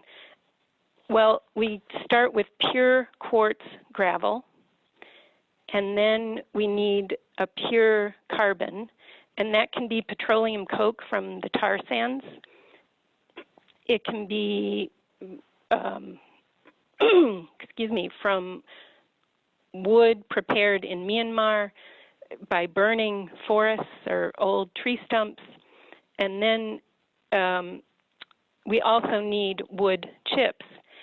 Those three things, quartz, the carbon and wood are transported to a smelter that is kept at 3,000 degrees Fahrenheit for years at a time. And out of that, we'll get metallurgical grade silicon. That's 98% pure, which is not nearly pure enough for electronics. With electronics, you can only have one impurity part per billion. With solar panels, you can have one impurity part per million. So we need several more energy intensive steps before we have electronic grade silicon. Okay, and I'll say when I started learning this, I was scared out of my wits. That, I mean, I don't know how to move from this except to know about it. And there are also, of course, toxic emissions involved in manufacturing metallurgical grade silicon and polysilicon. Whenever something is seen as a necessity, it is really hard to argue against it. And most people now consider mobile phone and internet access necessities. With COVID-19, children can no longer attend school without a Chromebook and a nearby hotspot. And even before COVID-19, internationally, people were wanting universal access for everybody. About 3 billion people on the planet do not yet have internet access. How do we balance that? How do we get access for those people who may be especially impacted by the manufacturing of devices, but they may not have clean water or toilets, and they may not have internet access? The only thing that comes to me is we're going to need to reduce our own consumption. And we who are privileged to have a lot of stuff, I mean, even talking on a telephone right now, I'm using technology that is incredibly privileged. Just to be on this call is such a great privilege and a technological feat. So I think we need to each get really aware of the true costs of video conferencing, streaming video, sending a text message. I have a campaign to reduce our internet footprint. You can see the website on the slides, and I've listed about 100 of the 1,000 substances in a smartphone. My idea is for every person to research one substance and share that research with your coworkers, classmates, family members, neighbors, and then we can possibly shift public opinion so that we've become more aware that we need media diets. We need to limit our own use since no government agency is doing that. We need repair clinics.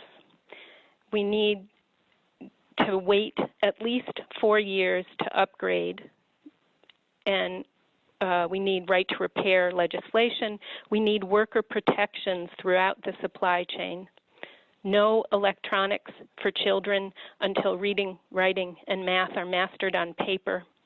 We need websites with less flashy stuff, less videos, less slideshows, less neon stuff.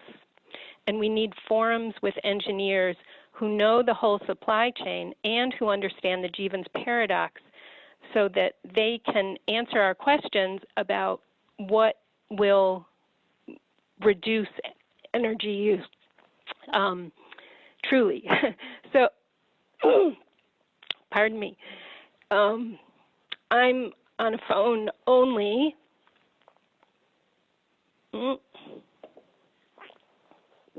Because using video takes more data, takes more energy, and also it takes manufacturing devices with cameras. So and it takes more infrastructure. And obviously with 5G, I should say briefly that a 5G cell site could use 2 to 3 times as much energy as a 4G cell site. So we just need to commit to reducing our own use and showing that we can. Thank you very much. Katie, thank you so very much for that huge dose of reality. I remember sitting inside of a restaurant one day with my daughter and a bunch of her friends, and I turned around and one of her friends was smashing her cell phone because she wanted her parents to upgrade her to the latest and greatest that some of her other friends had gotten. So I think it all comes back to education again, as you say. Let's see how we can invest ourselves in really truly understanding what the cost is of one of these devices, both monetarily and to the people and planet and all the other living creatures that we have to take accountability for. So Katie, thank you as ever for your investigative journalism mind and your ability to write very well. That book, Invisible Silent Spring, is a super read for anybody who can get their hands on it. So thank you.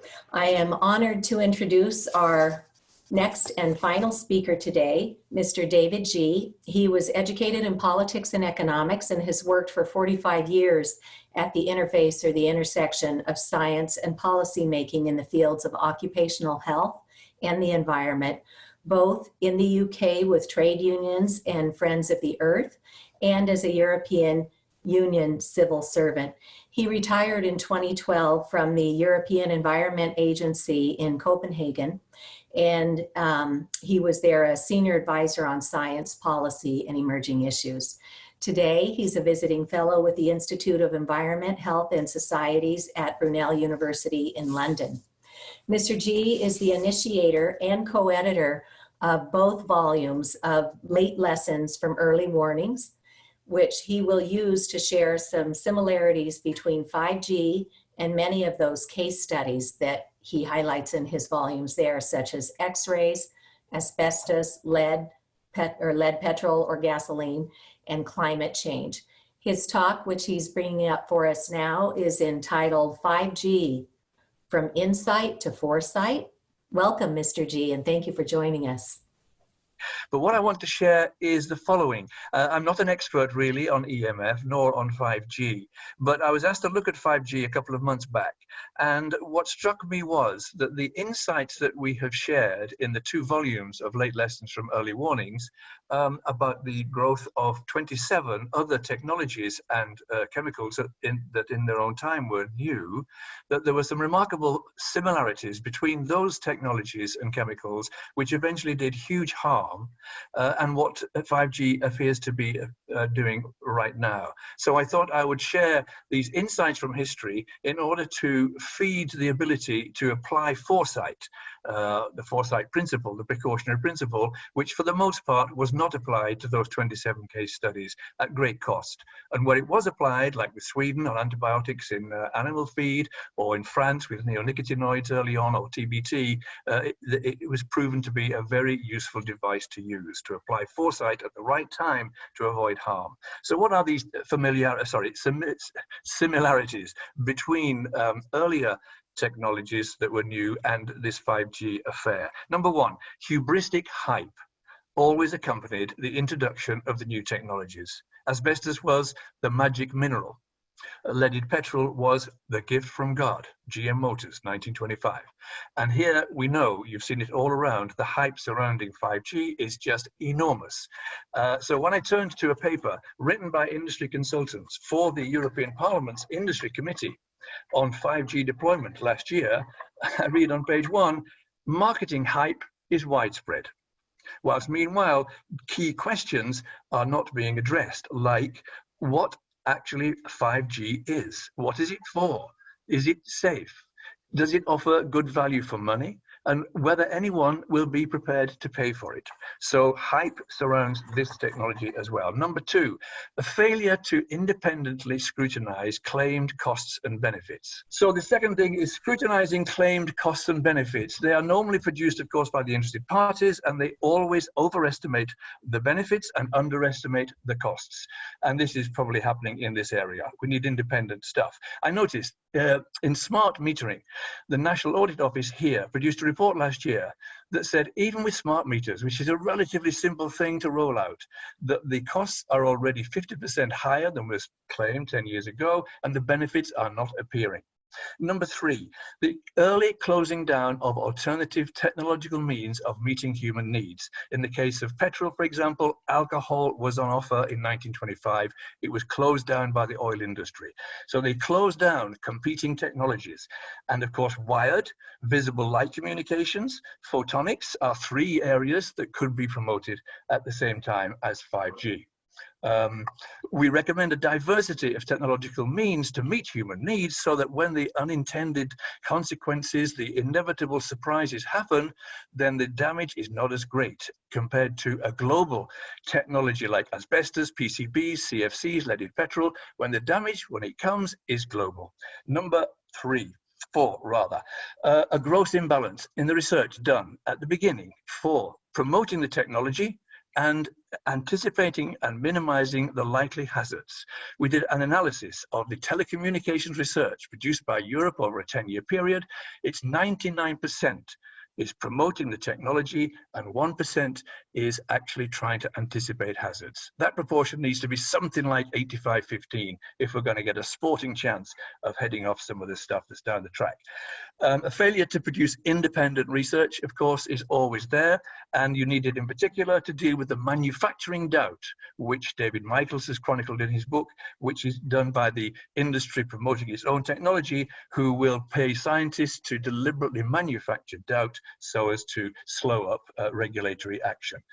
Number 6, the failure of scientists themselves to acknowledge ignorance and uncertainties, and also to be clear and transparent about their assumptions and their paradigms. In this field, as you all know, there are 2 paradigms at play, the thermal tissue heating one and the, let's call it cell signaling one, the non-thermal one, and the battle is going on and children will suffer in that war between the paradigms. Policymakers don't appreciate that this sort of thing is going on behind the scenes. The next one, just turn the page over here. So policymakers too fail to realize the difference between the high strength of evidence that's needed to establish robust scientific knowledge and the appropriate strength of evidence that's needed to justify timely intervention to avoid harm. And that can range from a scientific suspicion at risk at the low end to perhaps reasonable certainty at the higher end. But somewhere between the small amount of evidence and a lot is where the policy intervention must come. And of course, the precautionary principle was invented to provide the moral, ethical, political, and administrative authority to take action when the evidence is just perhaps balance of probabilities or even scientific suspicion of risk, if the harms that are plausible are large, irreversible, and need to be avoided. Of course, then there was a complete failure to act on the early warnings that came very, very early, 1898 for asbestos, 1898 for climate change, and so on. And the failure to act on the early warnings led to enormous harms. And the scientists, by the way, who produced those early warnings are routinely harassed, whether it be Needleman in leaded petrol, Selikoff in asbestos, or currently with non-ionizing radiations, Henry Lai, Leonard Hardell, Carlo have all been seriously harassed for producing inconvenient truths. We need some protection for them. The harms always expanded to much beyond what we thought at the beginning. Asbestosis became lung cancer, became mesothelioma. Smoking went from lung cancer to 12 cancers to heart disease to fetal toxicity. In every case, the harms expanded beyond what we thought was the case at certain points in time. Secondly, the exposures always expanded beyond what they thought we would have, from factories to consumers, to environments, to families, to toxicities, to other generations. So those 2 observations, those 2 insights are very robust. Harm always expands and exposures always expand. The exposure limits always come down with expanding knowledge, and they come down by a great deal very often. Sometimes slowly, it takes a lot of pressure, but they do come down, and often they end up at 0, as with lead after 100 years, or all carcinogens like radiations in chemicals, where there is no known safe threshold. It's likely that that ought to happen in this field too. A failure, finally, to involve the public in these technological choices. In not involving the public just breeds distrust, mistrust, apprehension, and finally helps to contribute to killing off the technology itself. And in this case, of course, as has been pointed out, people's rights, the ability to avoid toxic trespass on their bodies and their children's bodies and future generations is critical here. And therefore, we need to think of ways of dealing with or involving participation from the public so that more responsible innovations are developed that can meet human needs with full democratic approval. I probably missed one or two out, but I'll finish there because it's late and we can always perhaps expand on one or two things. Thank you very much. David, thank you very much. You're to be commended for getting that all in such a short amount of time. And thank you so very much for showing us that this is not new. And when I was first investigating this issue, I kept thinking, surely somebody's got our backs on this. And it wasn't until 2015 where Harvard's Law School Center for Ethics put out a wonderful report called Captured Agency, how the Federal Communications Commission is dominated by the industries it presumably regulates. And so that was my missing piece. That was something that really empowered me to stand up and say, look, nobody's going to fix this. Public policy is not going to change until the public asks for it, because sadly, I've had to learn that most of our public servants are not public leaders. Yes. They need to do what the public is asking, and if we don't ask, they don't do. But I would like to share that there's a very encouraging piece of legislation here in New Hampshire in the United States, and that is with Representative Patrick Abrami. And we helped to educate him on this issue, and he had a major wow moment. He's an engineer. It's like, wow, what are we doing here?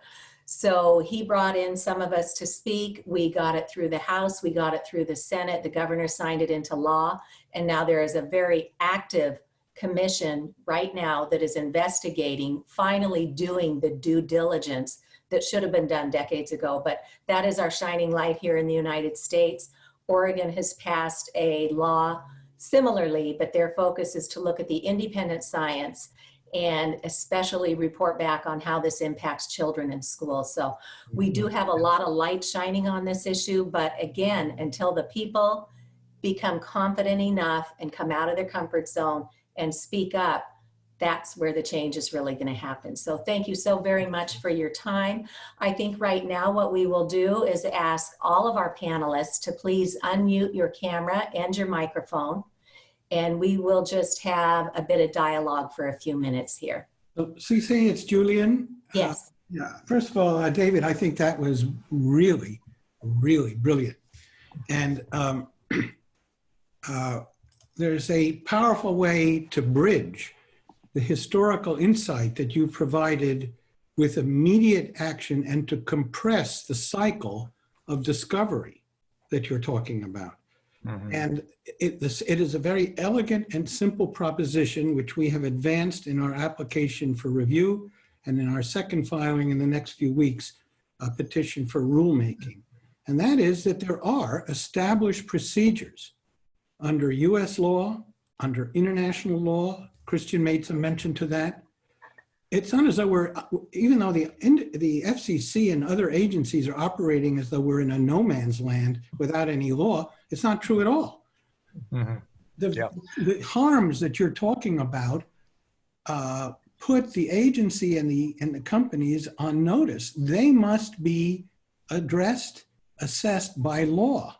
A failure to do that from an administrative point of view is arbitrary and capricious, and courts will review and reverse actions that do not comport with law. And what we are arguing in our administrative application for review is the corona crisis doesn't absolve, but increases the duty of heightened vigilance and precaution.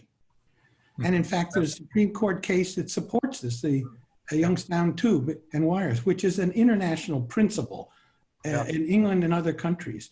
So my point is, the legal tools exist. The issues you're pointing out are universal, and lawyers, and courts are all available to compress this process of discovery. You mentioned some cases it took 90 years. This is something that we can get action within the next few months.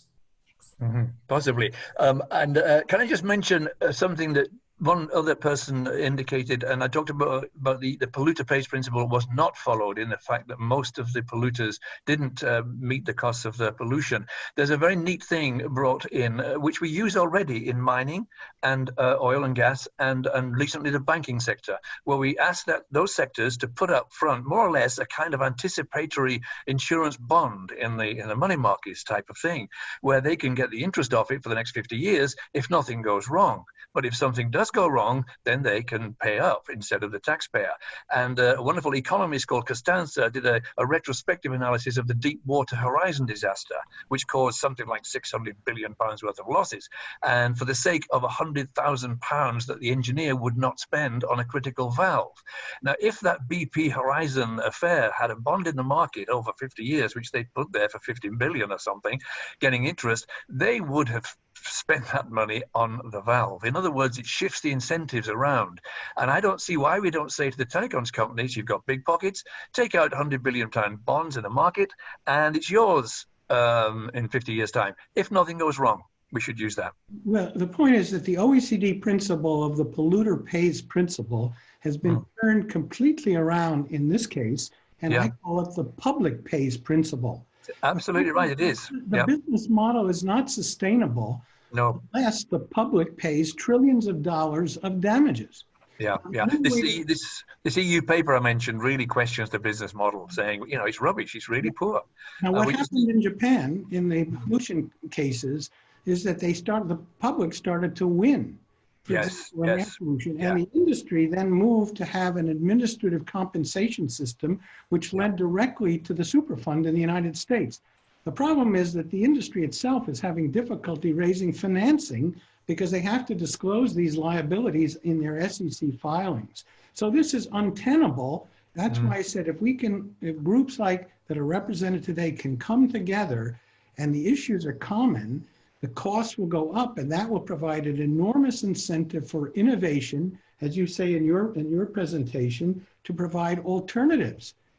There is a viable alternative, which is exactly what Tim Shockley is laying out for us. Could I ask a different question, which is about how we stop, as it were, the intellectual monopoly almost of ICNIRP in being able to dictate the science and the limits, which every regulatory authority, it would seem, including WHO and others, are just picking up. And that's gone on for 20 years, despite the criticisms. What's the way forward there?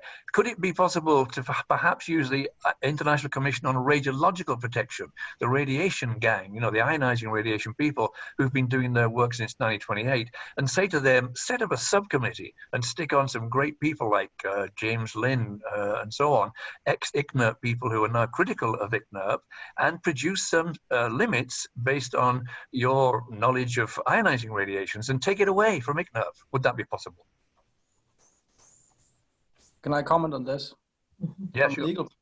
Thank you.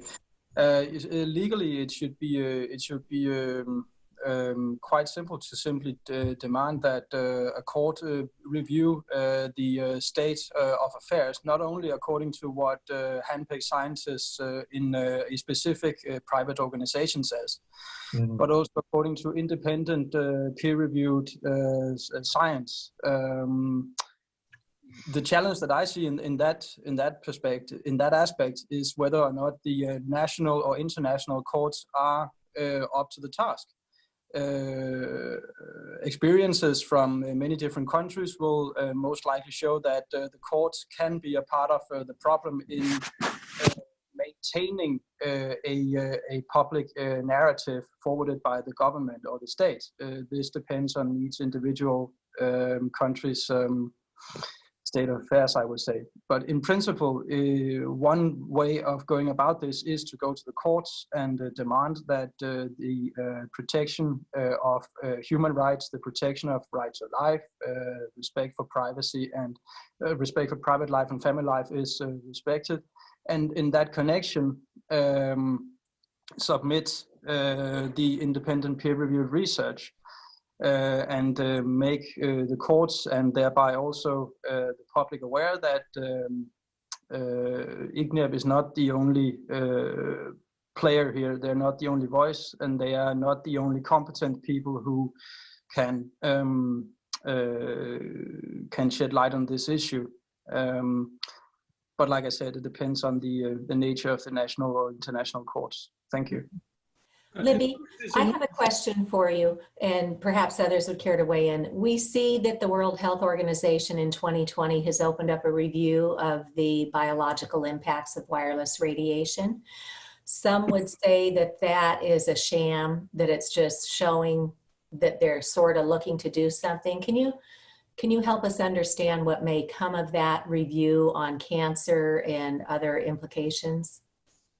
Well, I'm not the only one that should answer this question. I want Uli to answer it as well. But from my perspective, it is, I believe, a sham attempt to look at, give the impression that they really are seriously taking a view of this, but based on their past performance, they already have judged the matter, and so their view will be influenced by their funders and who serves on those committees. I know many scientists who have volunteered to serve on those committees, who are independent scientists. I don't know in the net who will end up being serving on those committees, but that is a very critical part of this whole discussion, is who will be on those committees. When ICNIRP classified radio frequency and ELF, electricity, as a possible human carcinogen, which should be reclassified, I believe, many people do, based on the scientific evidence available now, 3 long-term studies, that should justify it there. But anyway, I'm not a scientist, I'm just observing this, but this is what I hear them talking about. Anyway, they assured they had an independent scientific review committee that looked at the science then when they came to that conclusion. So people had more faith in that conclusion, even though it was highly contentious. Some people wanted it to be classified at a higher level, but it wasn't. This very well may happen with the way WHO is handling this RF review process. I'm very concerned about it. Okay, other thoughts? Well, I was going to say that there are many points of leverage here. It's clear that local communities, where a lot of this is being fought out, as I said, have really substantially greater powers. And there's ample precedent of local communities in the United States that have passed ordinances that have stopped 5G and 4G implementation. The law is really in many ways on our side in regard to earth stations. Earth stations can require bonds, can require reasonable controls.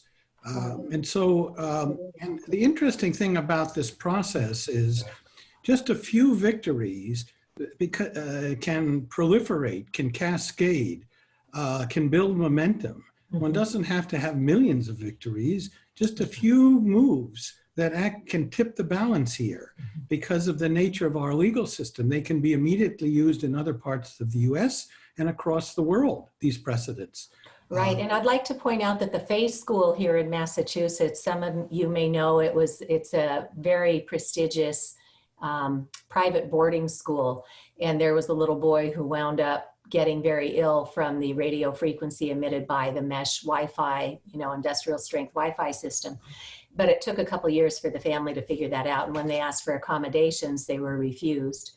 And so the family took it to court under the Americans with Disabilities Act in federal court. And although they did not win the court case, they did win in the sense that this was the first time in a United States court that the non-thermal effects were recognized. And so that is something now that any court in the US could use. So just like, I guess, with the science, and I'm not a scientist, but every research study we do, we learn something new, and then the next study builds off of that and builds off of that. So that's in parallel with what happens in our legal system. So yeah, I think the Disabilities Act and the Fair Housing Act, particularly as disabilities are defined in the law, are very powerful tools, because we're talking about really half the population of people who have medically a legally defined disability, whether you have diabetes, cardiac issues, neurological issues, cancer, and so forth, particularly these vulnerable populations, we're not looking at some marginal group who's claiming they're sensitive, which I don't in any way trivialize. This is a very significant group of population, 10%. But what if it's 50% that are vulnerable to the RFR exposures? And one victory like that will create an enormously important precedent, on top of the fact, as has been pointed out, this is foreseeable and preventable. And from a legal point of view, that means that it becomes willful, because willful neglect. And moreover, the doctrine of immunity collapses when these towers, earth stations, are placed on public property or public rights of way. Here in Santa Barbara, we've been told that the mayor and others who have been permitting this are deeply concerned that they may be personally liable. That is a fact. They will be personally liable if people who already have disabilities are injured as a result of being irradiated. And these earth stations, they're using 5G to beam up the signal, the uplink, and then facilitate it coming down. And the fact is that none of the harms have been addressed at all, at least adequately, by the agency and by these local communities that will be implementing these earth stations. So there's very good news here. It's just a question of using the available law both on a procedural basis as well as on a substantive basis. Well, thank you. And thank you for your leadership to both of our legal counselors on here today and everything that you're doing in your own countries. And I hope that this webinar today will help to drive additional lawyers to you who can then collaborate and help to do the build out of some of these plans that you've outlined for our world. So thank you very much. Cece, this is a new field of law. This needs to be pointed out. We are building a case. We have some course already. California lawyers can get 6 hours of continuing education credit. We're going to create a whole new field of RFR law and make it available to lawyers all over the world so they can rapidly get up to speed. Excellent. That's wonderful. Can I just mention the Turin court? I lost contact there for 5-7 minutes, so you might have mentioned the Turin decision in January, where the appeal court gave the compensation to the guy with acoustic neuroma. And along the way, they dismissed the evidence based on the defense, which was basing it on ICNIRP. And the court said, ICNIRP's material is clearly so biased that it is not reliable in relation to the independent science, which is a really good judgment that can be used. Yeah, and can be cited, by the way. It may not be dispositive in American courts, but because this is an evolving international body of science and law, these cases are terribly important because US cases can take judicial notice of them, and vice versa, of course. Yes. So I listened to a talk by Robert F. Kennedy Jr., and I think he was paraphrasing Martin Luther King, talking about the 3 ways in which we affect change in our communities and in our world. That's through the legal system, through the legislative system, and through citizen participation. So I would encourage everybody to just continue in joining into this from where you are, because it all has to happen. We can't wait for one or the other to fix it. So while the legal teams are at it, we also need to continue the work to educate all of our local municipal leaders, our school leaders, our friends, our neighbors, and we are just so very grateful to have excellent tools today to do that very quickly. Another COVID-19 shift that happened, I was supposed to give a presentation with the award-winning film Generation Zapped at a library next month, and the librarian reached out to me this week and said, hey, let's see how we can do this online. Come to find out, there's a library subscription service called Canopy here in the United States. And anybody with a library card that's part of a library that has a Canopy subscription can watch Generation Zapped for free. So she's going to put out a call to all the people in the city of Newton, Massachusetts, and say, hey, go watch this film. And then we've got Cece Doucette coming in, and she will answer questions and help you figure out how to parlay this into your life. So keep doing what we're doing at the grassroots, keep doing what we're doing from the legal, and by all means, keep talking to your legislators, because by and large, they have no idea.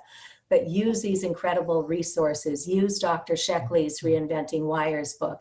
Use Libby's International Scientist Appeal.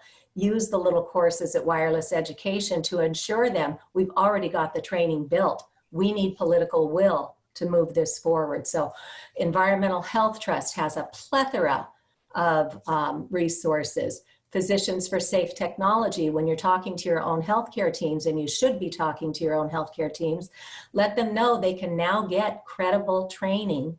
And there are videos available at emfconference.com from the 2019 training session that we held last September. And Libby is building the training now to launch this again and to do another round of training in January of 2021. So let's all just keep doing. Yes, David. Can I just raise the legal thing as Christian is still here? Firstly, to say what a great piece of work you produced, Christian. I read it this morning. It's fantastic, if I may say so. And I wondered what has happened to it in Denmark since you produced it in May 2019. Has it been picked up in any way? Yes, several groups with whom I'm working are picking it up to conduct legal action in Denmark, which was it was going to be the final point of what I was going to say anyway, and it'll only take like 30 seconds anyway. We are preparing first and foremost a general civil suit against the Danish state with claims to put in place preventive measures, claims to inform the public of the dangers of RF-EMF, and claims to institute procedures for the investigation of radio equipment.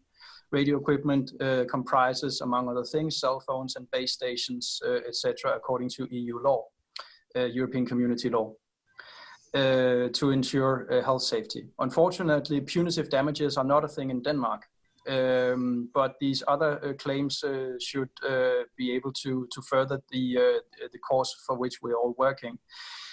There are other legal actions which are being prepared, but I cannot speak of those in public at the moment.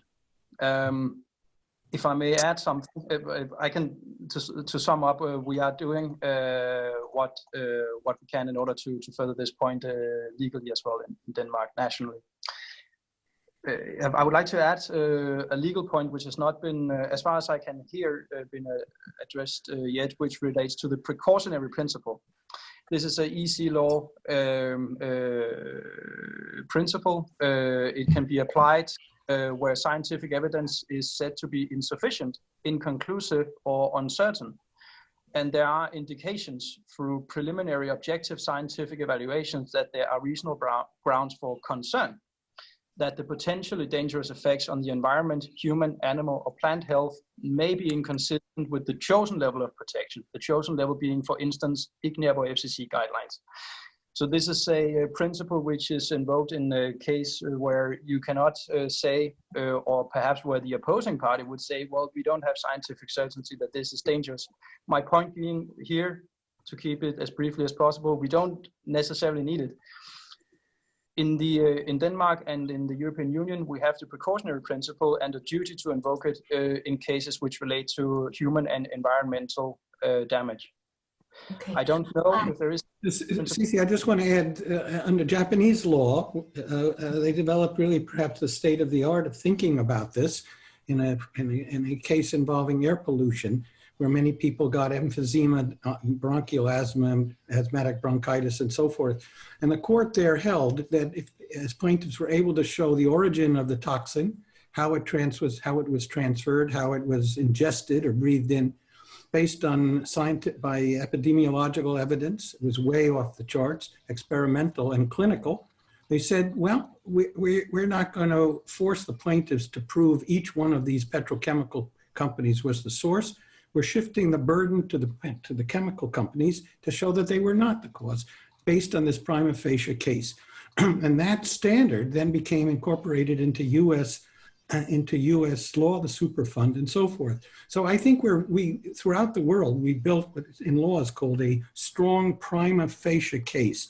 This is less of a burden than preponderance of the evidence, and certainly beyond reasonable doubt, in which the burden of proof may very soon shift to the companies. Now, Ray Broomhall has developed a very innovative idea, which he kind of bridges the scientific research to the clinician. And he goes right to the doctors, and he has patients who are suffering go to the doctors and say to them, will you review my condition? I have a neurological disease. I have diabetes. I have a cardiac issue. Please, here is the research, and will you issue a protective opinion to say that I should not be irradiated? And he has hundreds of these letters, as we are beginning to develop in the United States. Doctors have an obligation to protect their patients. All they have to do is inform themselves. And then with these letters, he then brings what he calls a letter of objection to the companies as well as to the city councils and their attorneys to say, my client refuses to be irradiated. And here's a doctor's opinion. You don't need years of scientific rat studies to have doctors become mobilized in protecting their patients. That's their professional responsibility. And these letters combined with letters of objection from attorneys are very powerful because the liabilities then become clear. It becomes a willful intrusion and an assault, an invasion of privacy, a trespass, and so forth. And these are all within the penal codes of every state in the country. So we are getting pretty near a position where there's going to be a shift. Something's going to tip because of the reason. The most fundamental point is the risks are so great, they've already been addressed by the insurance industry and they won't go near it. They're uninsurable. Okay, Julian, thank you for that. Ole, was there one more final comment you wish to add? Yes, I would like to add a few comments, quick ones. I'm very impressed by everyone's additions to this subject, and I'm pretty sure that this war will be won in a court of law. It very much looks like that. Regarding information, I don't only meet people at the top of the society, but since we are allowed in Sweden to travel around freely, even during the corona conflict, whenever I meet someone with a cell phone, I always lean forward and just ask them the following: have you heard or have you read that the World Health Organization in Geneva has actually cancer classified the radiation from these? Most people in Sweden or in other parts of the world have not a clue about this. So they go, what? What do you talk about? Well, since you have a smartphone, why don't you Google and look for yourself? And within a few minutes, they would say, wow, no one has told me anything about this. I am a parent, blah, blah, blah, blah, blah, blah, you know. They get pretty upset. That's a very good way to put seeds into a mental soil. Also, as Libby pointed to, it's extremely important at these different organizations like ICNIRP, for instance, who they select for their different committees and subcommittees. And of course, if the panel of today would have written the guidelines of ICNIRP, they would have looked dramatically different, that's for sure. So I think we do have the capacity, and right now worldwide there is a movement to try to inaugurate a new parallel ICNIRP organization, and I do hope people trying to do it will succeed because it's extremely important, and I'm trying to give them all the help I can. And so with these words, I just wish you all good luck for the future, and let's meet in Valhalla. Thank you so much to each of our panelists today. We're so very grateful for your life's work, and we know that it will continue and that you will have many, many more supporters behind you, probably even just from today's webinar. So thank you. We're going to close the room here with an encouragement for everybody to utilize the resources that are available. There's a new video that just came out today called "We Do Not Consent." If you look in the chat on the Zoom function, you will see a link to there. And please do go out to the resources that we've mentioned today. You can go to Stop 5G International. They've got a toolkit set up where you can take information to your loved ones, to your town, to your legislators, to your doctors. There's also a local one here in the United States with 5gcrisis.com. So please use these tools that people are finding to be effective and pluck up the courage to you know, we can't control anybody but ourselves, but we can certainly be the conduit of credible scientific information and action. So thank you, everybody. I believe our panelists will remain on the Zoom call amongst themselves, and our administrator will be so kind to say thank you and goodbye to all of our participants. Have a good day, night, morning, evening. Bye.